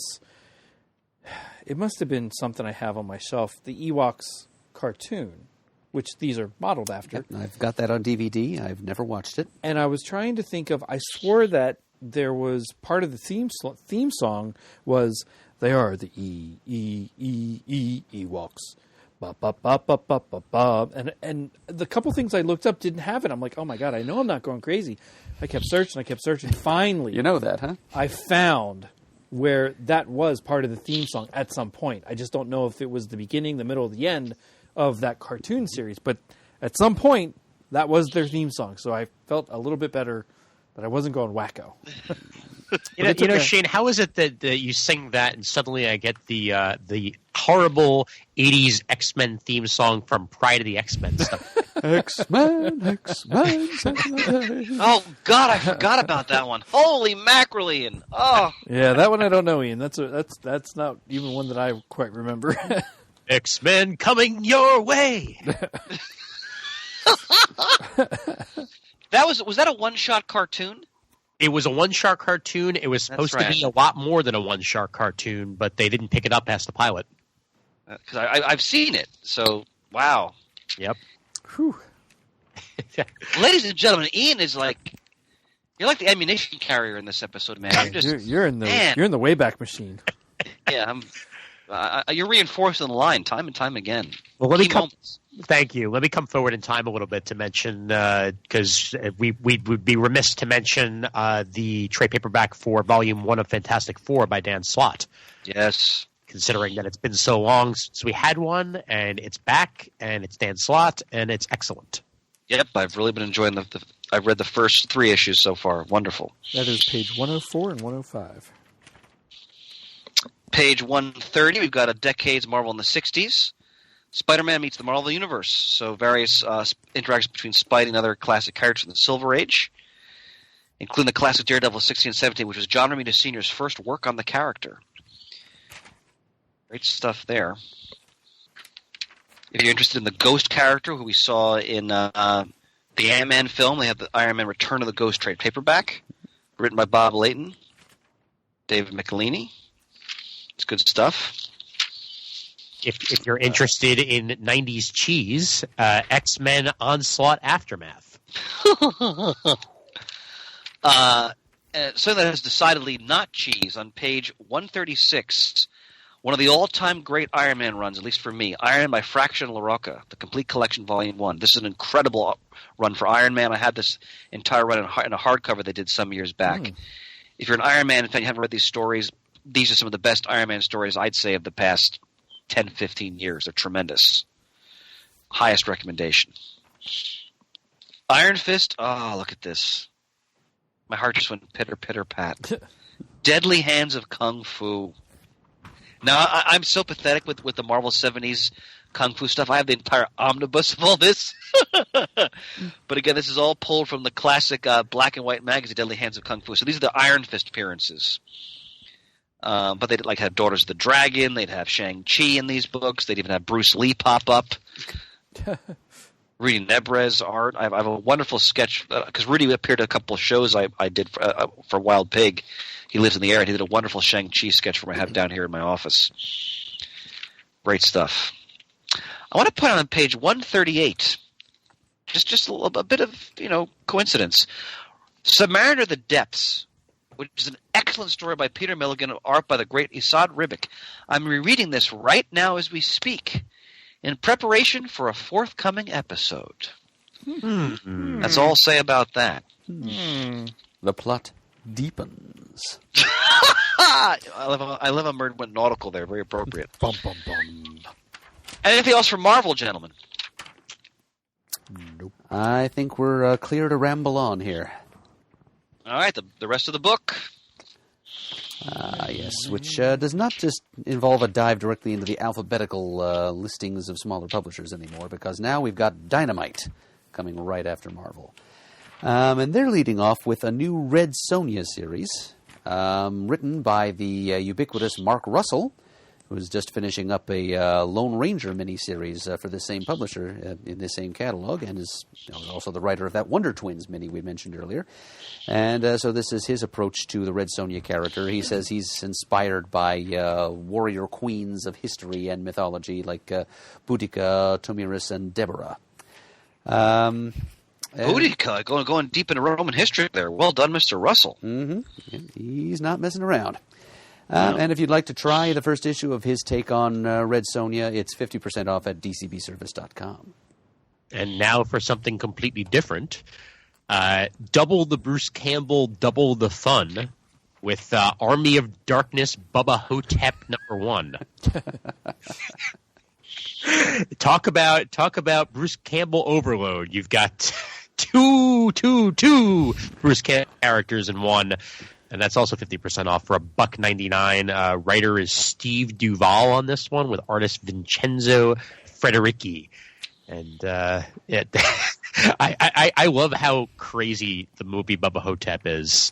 And combining that with the already insane Army of Darkness means that this is going to be good times. Looking ahead to not too far ahead, but looking on page 174. Did anybody read Kirby Genesis by Busiek, Herbert, and Alex Ross? I did not. I think I picked up a couple of issues of this from various cheap bins over the years, but I'm a long way from actually reading them. Because it's their take on latter-day Kirby creations like Captain Victory, Silver Star. I'd never read this. Now that this is a hardcover slipcase, I'm not going to get that, but I may want to track some of these down because I should have read it. I never did. I want to point on page 177. I mentioned this before. The classic Battlestar Galactica. I read the first 2 issues. It's excellent. Really? Written by John Jackson Miller. Really has a nice feel for the original series. If you're a fan of that, I highly recommend it. Again, on page 180, the James Bond Origin series. I've read the first, I think, 2 issues of it. Written by the great Jeff Parker, art by Bob Q. It's Bond as basically a teen, like a late teen, being recruited during World War II into the British Secret Service. Outstanding. Again, Jeff Parker has such a great feel for, sort of these pulp characters or just stories that are taking place on a certain historical era.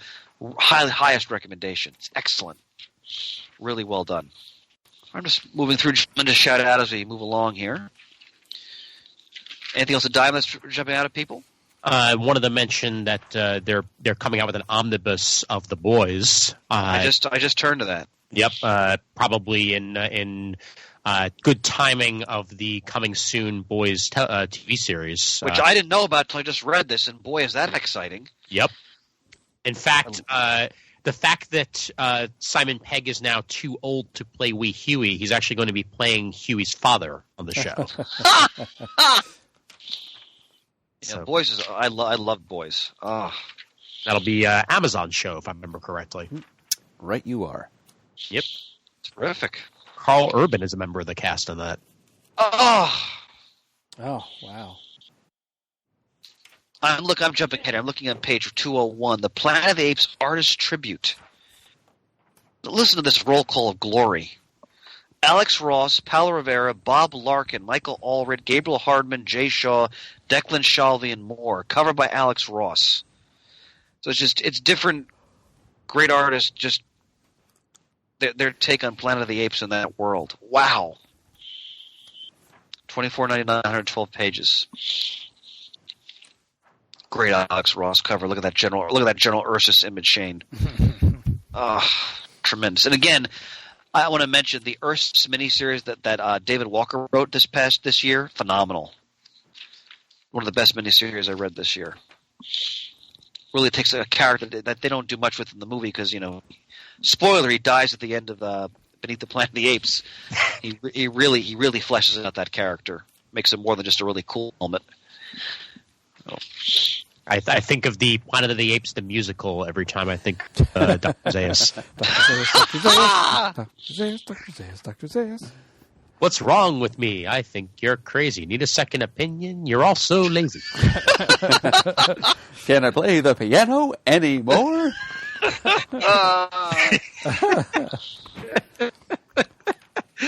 Oh, man. I have a Hotel Dare original graphic novel out of Boom, written by Terry Bloss with Claudia Aguirre. I'm sure I'm butchering that. But it looks pretty cool. It's a hotel where each door of the hotel leads to another dimension. And it looks like it's, sort of like Scooby-Doo-esque with maybe a little bit more edge to it. So looks like it could be kind of cool. They do appear to have a monkey sidekick, so I'm down with that. And wouldn't you know, it's 50% off at dcbservice.com. Say what? What? Question, because I'm out of it to some degree. On page 217, so they have Adventure Time Season 11. Is the show over? Yes, it is. It is, okay. Did it end just in the past year? or It did, Chris. Okay. It concluded with a 2-hour episode about maybe 2 months ago, and it was a very satisfying conclusion. As somebody who's been watching that show from beginning to end, it did the show right, and it even some ways, without spoiling it, if they did want to ever go back to it in a Legend of Korra-esque fashion, they probably could, but with that last episode. But even if they don't, I'm very happy with the way it concluded. Because I haven't. When my kids were younger, they watched it religiously, and then as they got older, they fell away from it. But when I would watch them with it, I would watch it with them, and I really dug it because it was so bizarre and it's just unlike any cartoon that was on at that time. So, and it had, I'm glad to hear it had a good run. Yeah, it had such a rich continuity too. You would have never expected that from when it first premiered. And it turned into one of the shows that the world was so well fleshed out and it's so odd and bizarre, but at the same time also so coherent.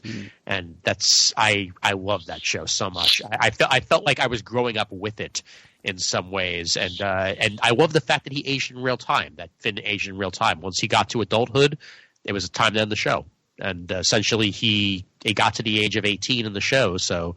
There's a reason why it ended, because he was no longer a kid.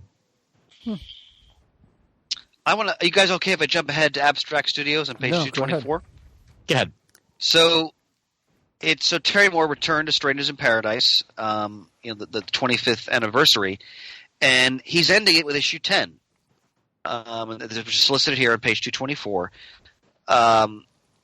I've been following the new series month to month. It's completely satisfying. And what I'm enjoying here thoroughly is that he's bringing in all his other characters into this final story. So if you've read Motor Girl, if you've read Rachel Rising, if you read what the hell is the other Echo? Yeah. They're all now part of this final Strangers in Paradise story. So he's made his own universe essentially. And if you've read Strangers in Paradise and you haven't read this new series, please pick it up. If you want to start from the beginning, they also solicit on page 224 the Pocket Volume 1 trade paperback, which is a great way to get it on the ground floor at an affordable price.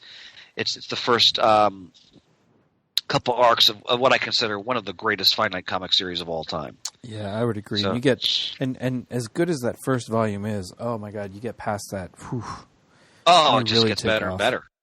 All right, what else? What else in the rest of the book catches our eye, gentlemen? I've got an Action Lab book Please. over there. Sweetie #1 looks pretty cool. It looks like it's both written and drawn by Sean Dillon, and Steve Petrovelli is the co-writer on it. And it's about a girl named Maggie who self-taught herself all of the fighting styles of her favorite action stars. And right before the first day of school, she runs into an evil mastermind and has to take him on with these fighting styles that she learned and essentially become a superhero. It seems like it could be a really sweet, fun story, and the art looks really cool too, like very very dynamic looking. If the cover is any proof of that, so I'd be willing to give that a shot. Page 246, I didn't realize it's the 100th anniversary of Zorro in 2019. No, I didn't either. So American Mythology Productions is doing some Zorro comics, if you're interested in that character, that classic character. Wow, 100 years of Zorro. Time flies when you're slashing things with a Z. I am Zorro. Rape your wit, my friend. Rape your wit. Well done. I want to put on page 256. I'm really enjoying Archie 1941. I've read the first two issues. It's about the Archie gang as World War II breaks out in terms of our involvement after Pearl Harbor and the decisions the various characters make when it comes to their involvement in the war. And first two issues have been wonderful. But again, it's written by Mark Waid and Brian Augustyn. So that should be enough if you're well versed in those writers and the work they've done. Great art by Peter Krause, who's a perfect artist for this vintage 1940s look. It's excellent. I highly recommend that. Let's see. What else, my brothers? What else? Page 263 under Avatar Press, we've got what is apparently the penultimate issue, both a direct quote from the copy and a nod to our friend Pants, of the Cinema Purgatorio anthology series. It's got a little bit of Alan Moore content in it, so once again, gather Alan Moore while you may, because he is not long for the comics world. Indeed. So I will mention some manga, because it wouldn't be me if I didn't. Please. I actually a friend of mine is helping create a new publishing arm called Denpa. And they have the first volume of a series called Diamond with a Mia Family coming out this month, it's the debut of this particular creator. This is actually in the Fate Stay Night universe. which is a very popular. I guess the best way to put it is it's almost like a video game with books included. Like it's almost like a graphic video game, and it's also an anime as well. But we're invited into the Amiya family home to dine with the characters of Shira, Sabo, Ring, Taiga, and more. And with every meal and every chapter, Shiro prepares a seasonal dish set to warm up hearts and fill bellies. So it's basically almost like a cookbook combined with manga. And I am sold with that because just like Food Wars, I love me some food, and I love me some food manga. So this will be right up my alley. All right. I wanted to put on page 279. Always good to see reprints of the Classics Illustrated series, which ran, I want to say 1950s, 60s, I believe, and 70s. So some of the first comics I ever owned, I got a batch from my uncle from when he was a kid. So they were Classics Illustrated from the 1950s, especially the All Quiet on the Western Front we see on page 280. Great way to introduce young readers to, many of the great works in Western literature. So I wanted to point that out. And also another thing I want to point out on page 284. This is under is it Downtown Bookworks, I guess. Berlin, the Complete Edition. This is one of the greatest comic books I've ever read. It doesn't get a lot of play or press necessarily compared to mainstream superhero stuff and so forth, but it's Jason Lutz chronicling through a set of characters how the post-World War I German Weimar Republic is slowly consumed by Nazism. It is a masterwork in terms of research, in terms of storytelling, in terms of capturing the history, but personalizing it through the various characters. Like they follow Nazis, communists, journalists, everyday people trying to make their way in the city as it's slowly consumed by the rise of Hitler's regime.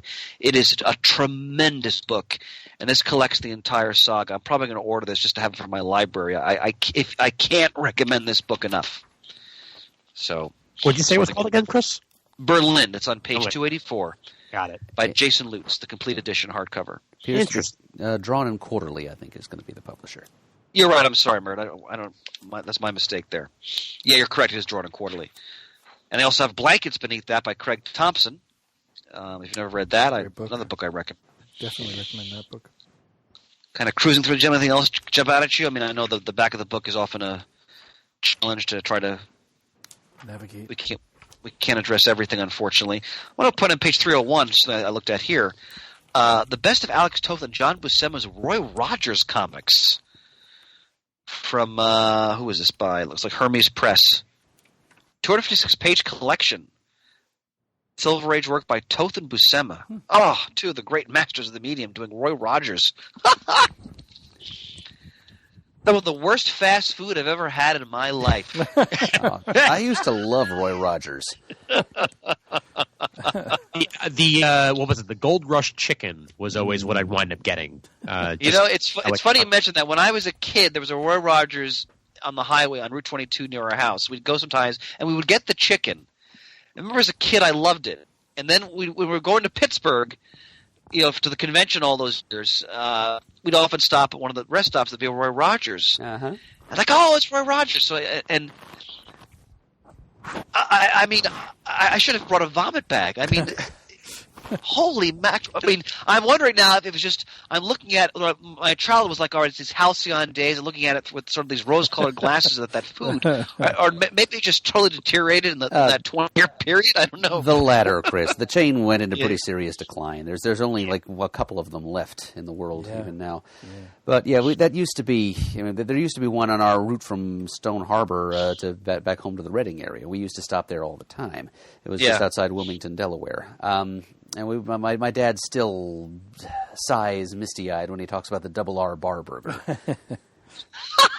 And the legendary Roy Rogers Fixin's Bar. There used to be one actually directly across the street from Penn Station in Manhattan that closed maybe 4 years ago. It was the last remaining Roy Rogers in all of New York City. It was a combo Nathan's Roy Rogers. And once their lease was up, they kicked them out. But I've been seeing them pop up more recently, and I think someone may have bought the chain and is now trying to revive it because there's definitely been a lot more on the route of up through New Jersey. Oh, wow. So it's possible they may be making a comeback. I don't know if they're any better now. Well, I was looking to get into that back machine when it comes to fast food memories. Also on 301, Frank Thorne's Battling Beauties. What a tremendous artist. He's always associated with Red Sonja, of course. This is artwork from Red Sonja, Gita, Alam, the Iron Devil. So if you're a Frank Thorne fan, he draws beautiful women. And then the next page, Frank Thorne's Gita, an erotic treasury archival edition. So if you're a fan of that, beautiful artwork. So it's on page 302. What else, gentlemen? I'm up on 353 at Tomorrow's, noticing Retro Fan magazine number 4, which I don't think I ordered issue 3 somehow. I missed that, so I got to track that down. And then on the next page, back issue 111. Always a good read. Let's comment on two things here, Shane. Outside you picked this up. Retrofan 4 is going to focus on the Shazam series. Oh, the TV TV series. Mm-mm. And it looks like Thunderbirds are Go as part of that as well, according to the cover. And the Wild and Crazy King Tut fad. I remember that fad. And back issue 111, Murray, this is all about you. The Alternate Realities issue. That's all about me, too. Yep. Earth X, What If, Bronze Age DC Imaginary Stories, Elseworlds, Marvel 2099, and David and Perez's Hulk Future Imperfect. Oh, wow. I love that story. Don't think it goes quite far enough forward in time to cover Exiles, though. Yeah, I know. I was sad to see speaking of Exiles, that Saladin Ahmed's Exiles seems to have ended. Yeah. I'll have to read it once it's all on the Unlimited app. But I have alternate realities on the brain, especially after seeing Into the Spider-Verse. Which we'll talk about in just a few minutes. Yep, of which more soon. Anything from Valiant anybody wants to shout out from Valiant? Well, they seem to be doing kind of a big event story here by the title Incursion, written by Andy Diggle and Alex Packnadel, with art by Doug Braithwaite. That's a skilled artist there.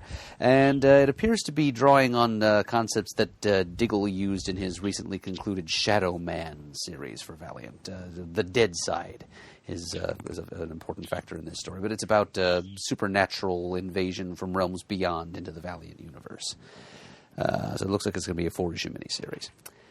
And also a new series called The Forgotten Queen, about a legendary warrior queen from the days of the Mongol Empire. The kind of character that might have inspired Mark Russell in his new Red Sonja series. So this is going to be written by Tini Howard, art by Amilcar Pina.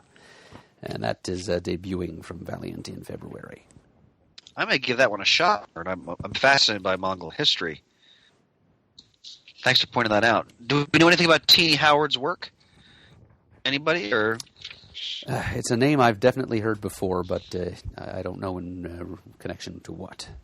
I don't even know a tiny bit about Tini Howard. God. Dun, dun, dun, dun, dun. Waka waka. Wow, now we know it's getting late. That's not even bad for me. Holy mackerel. I've done worse. Ian, there's just whole new facets of you coming out in this episode. It's just tremendous. Now, Ian, you mentioned before, but we're in the manga section. Anything else you wanted to mention from that besides the one title you... I'm going to upstage Ian, and I'm going to mention a manga. Oh! Well, go right ahead, sir. Nobody was expecting the Murdo Inquisition. On page 389. See, this is a manga old enough that I actually know a thing or two about it. This is from Viz Media. And it's a new edition of a classic from mangaka Rumiko Takahashi, the creator of Ranma One Half, Urusei Yatsura.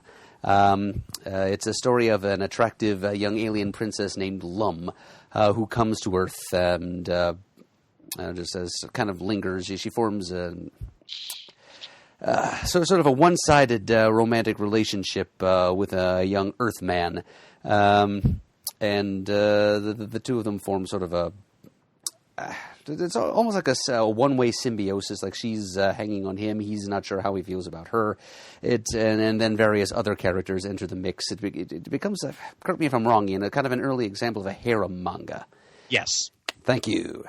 This I'm pretty sure predates Ranma, and it's something that's been around for years, and I've never tried reading it. But here it is, being offered by Viz in a new edition with a new translation. And I'd be even more strongly tempted to try this if they were doing it in one of their famous 3-in-1 editions. But I can always wait. Well, speaking of Viz, I will bring up that talking about giant editions, Full Metal Alchemist, the Full Metal Edition hardcover, Volume 4, is solicited this month from Viz. And Full Metal Alchemist continues to be easily one of my favorite mangas of all time, if not my favorite manga of all time. It's so well done and so well executed. And the Full Metal Alchemist Brotherhood anime is also very much worth watching. But if you want it in beautiful hardbound editions, this is the way to do it. Or just get it from your library and read it that way. Either way, read Full Metal Alchemist. All right. Before we move on to our Spider-Man movie sort of review, I always like to go to the very back of the book, to the tchotchke, always to see if there's anything that strikes my eye. I have to point out, now, again, they flipped the book, so now on the other side. So on page 76, in the Funko Pop figures, so in the Die Hard assortment, the fact that they have Officer Al Powell clutching a large batch of Twinkies is simply tremendous. And then in the Trading Places series, you got the Eddie Murphy pretending to be the crippled veteran on the little skateboard. That's good stuff, man. That's and wait, the one they also have the terrorist who McClane kills, and then he sends him down the elevator with the. So they have the corpse on a chair as the pop figure.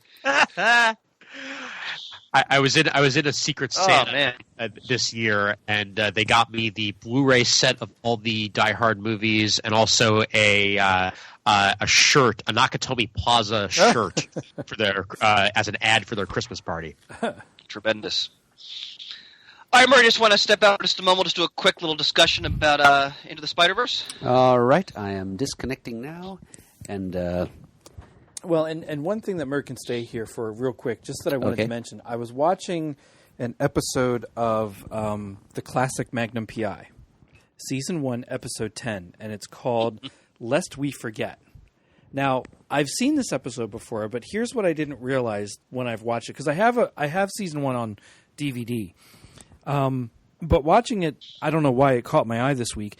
It has to do with a flashback of a couple and then a present time of that couple. Here's what's interesting, and I totally missed this the first couple times watching it.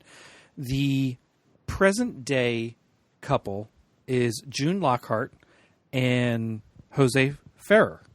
Okay? The past couple is Anne Lockhart, June's daughter, and Miguel Ferrer, Jose's son, playing the same characters as their parents in the present day. It was fascinating to watch. I just couldn't believe it. I'm like, oh my god. This episode also has Scatman Crothers in it, which I love him. But yeah, it was really neat. So if you ever come across that episode and you're a fan of, like I was a fan of Anne Lockhart from Battlestar Galactica, take a chance and watch it. It was a neat episode. But just something that totally caught me by surprise. Like we need another excuse to watch a classic Magnum episode anyway. I know, right? Oh, God, I'm having so much fun watching that show. All right. I'm now removing myself. Now he's recusing himself. We'll be quick, Murray. It's good. Go see it. yeah, damn right, it's good. All right, let me start by saying, Murd's in the isolation chamber. Yep. He stepped through the hole. For me, one of the best Spider-Man movies ever made. I would agree with that. No question. I just watched it this past Sunday. I went to the theater, and I had a huge grin on my face, like this dopey grin from the beginning of the movie to the fantastic scene at the credits scene at the end. First of all, and I'd love to hear you guys take in a moment. Let me just spew for a moment here, if I may. The movie was wonderful that you could know very little about Spider-Man's comic universe and love it, but if you know the comic universe, there were so many wonderful moments in that film.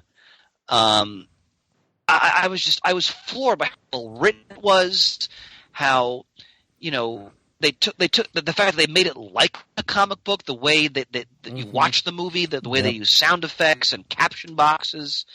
The voice actors were all perfect. Chris Pine as one version of Peter Parker. Jake Johnson, who I love from New Girl, was perfect as sort of the over-the-hill Peter Parker from the one reality. For God's sake, Spider-Ham was in it.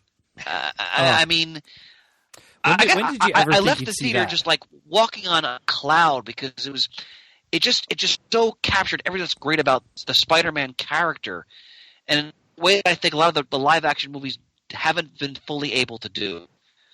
That's my initial take. What do you guys think? I agree. It was. I figured I would go there and enjoy it just because it's a neat animated Spider-Man. I was expecting your usual hour and 20, hour and a half movie if you're lucky. Yeah. And that would have been it. And I can't always get the boys to want to go see everything I want to see, but they're both like, yeah, let's go see that. They really wanted to see it, so got tickets, went. And my oldest, who wants to do something with art in life, and my youngest, who can be very emotional, had an incredible experience watching that movie. That movie was so artistic and so interestingly contemporary for what I was.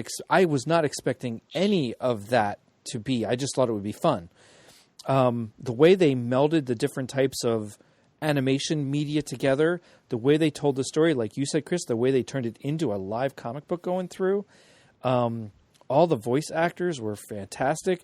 The design of Kingpin, as well as everybody, really was spot on. Yep. I was just absolutely floored. It was funny. It was action-packed. It was heart-wrenching. You just could not get more all over the spectrum for feeling happy to sad and everywhere in between, and still wonderful at the end of it. And then to stay through the entire movie, stay through all the credits for an awesome end credits scene. Absolutely awesome. I'm pointing at you. What do you mean? You're pointing at me. So Ian, think. So I think that what Scott Pilgrim did for video games, this movie does for comic books. This is 100% a comic book come to life. Absolutely. Yep, I agree. We have never, from the Comics Code Authority emblem, showing awesome. Yep. to actual comic book covers, being displayed whenever characters were introduced. Yep. To their creators, their original creators being listed on the pages of that comic book. Yeah. To having bleed lines on the characters at times, like the red and the blue bleeding out of each character, just like old school, comic books. The dots, the Kirby crackle, everything about it just felt authentic, and you could feel the love emanating from each and every of the movie. I loved it, and the minute that I left it, I knew I was going to see it again in a few days, and I did that. I went to see it a second time this week with Raph, actually, because he hadn't seen it yet, and we loved it from beginning to end.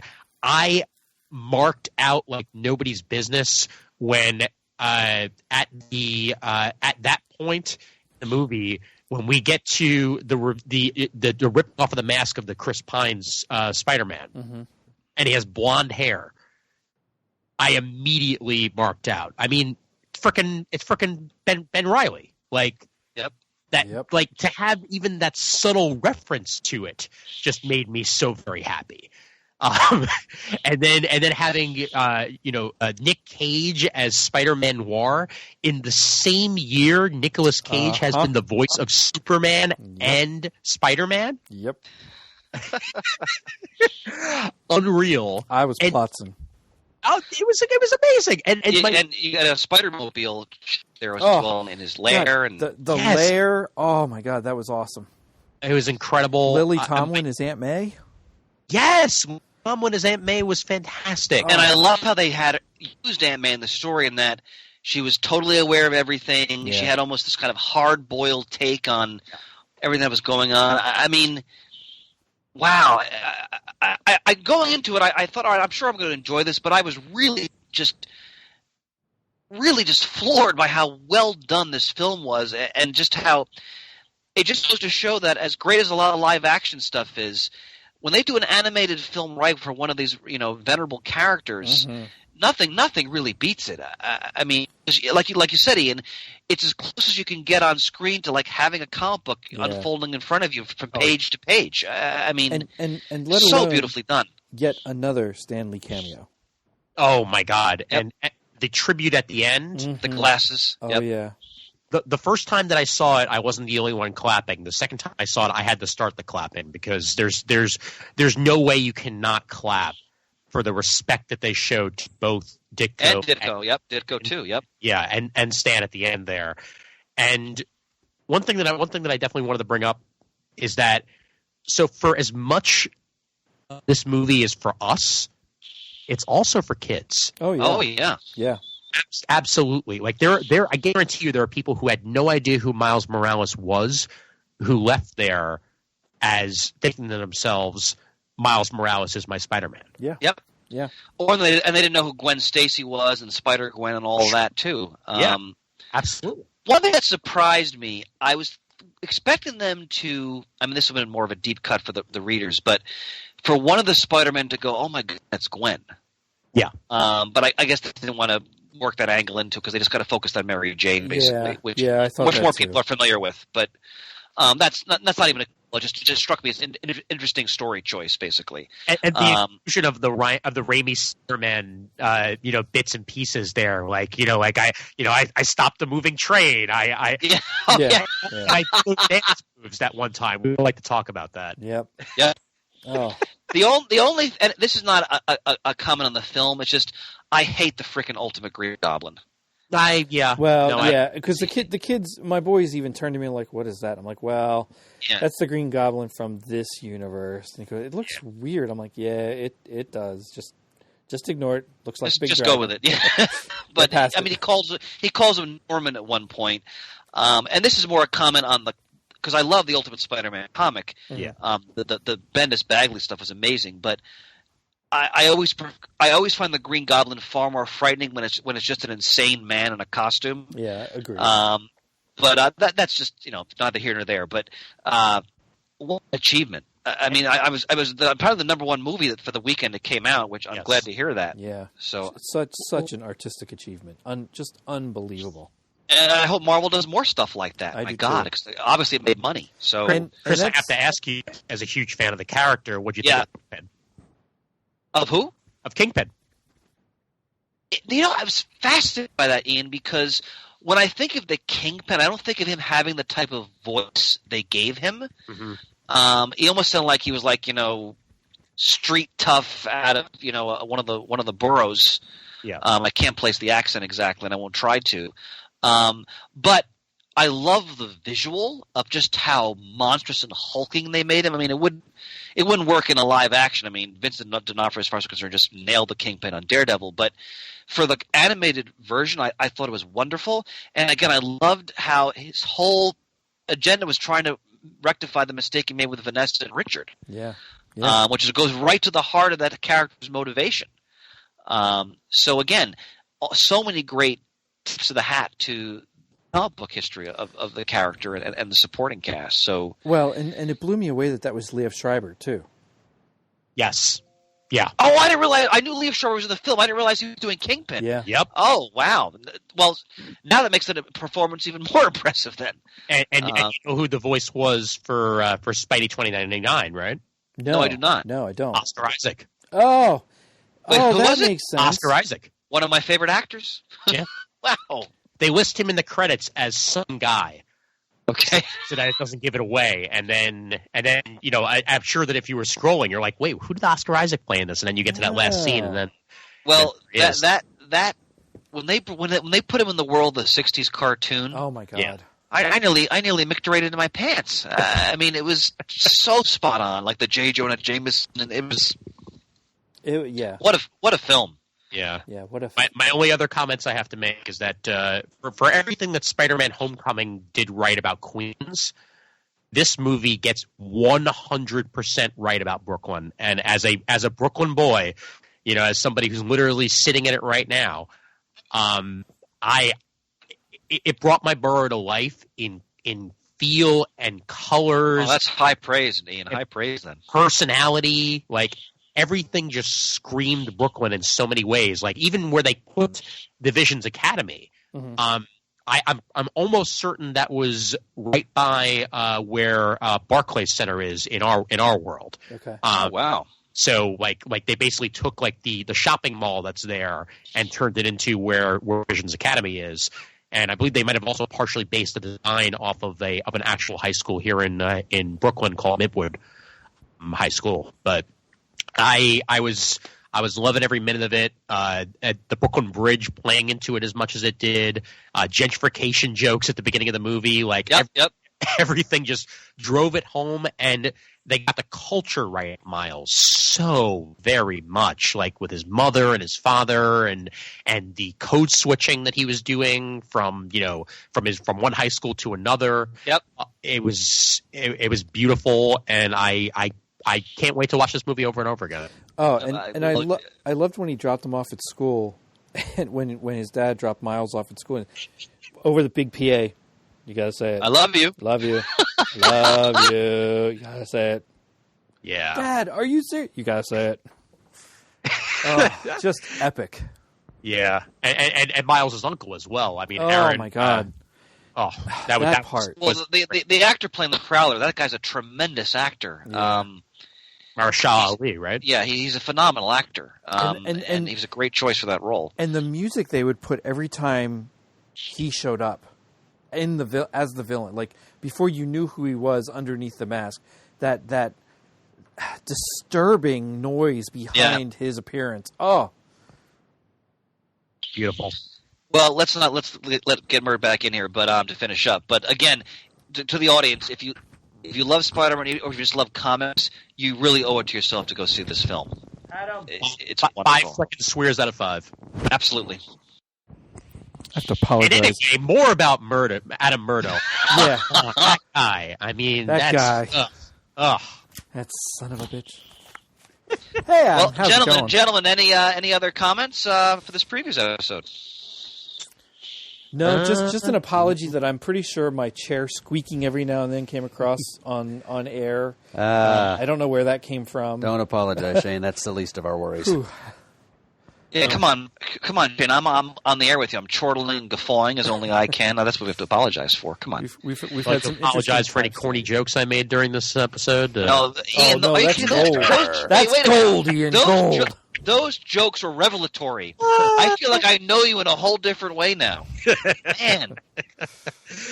Sit down to dinner with me, my friend, and you'll hear a lot worse. I look forward to that. All right, I think we shot our bolt. We've shot our bolt. We Yep. shot it. All right, bold shot. Well, then, let's take a moment to give another word of thanks to our dual sponsors for this episode. The Discount Comic Book Service, a great way to pre-order your comics, trades, previews, catalogs, action figures, etc. online. Go Games, to DCB. toys, paraphernalia. All that stuff. Anything that you heard mentioned in this episode, pretty much, you can pre-order from dcbservice.com. Go there and check out this month's specials and just all the other features of their fine service. And also, the Collection Drawer Company, makers of the Drawer Box, the easy-access comic storage solution. Visit collectiondrawer.com to learn more about their products. Also, check them out on Facebook at Drawrbox Storage System or on Instagram as Drawerboxes. Okay, Shane, take us out. Geez, here I am looking at it. Visit us at comicgeekspeak.com to send us an email. The address is comicgeekspeak@gmail.com. To send a voicemail, the number is 267-702-6642. I'm going to once again defer to Adam because I still have yet to update my copy. Thecomicforums.vanillacommunity.com. It's our latest URL for our online forums. Follow us on Twitter, like us on Facebook. Thanks to everyone who contributes to the episode, sends in Muddle the Merds, and puts up with our antics. And as always, we are uniting the world's mightiest heroes, one listener at a time. You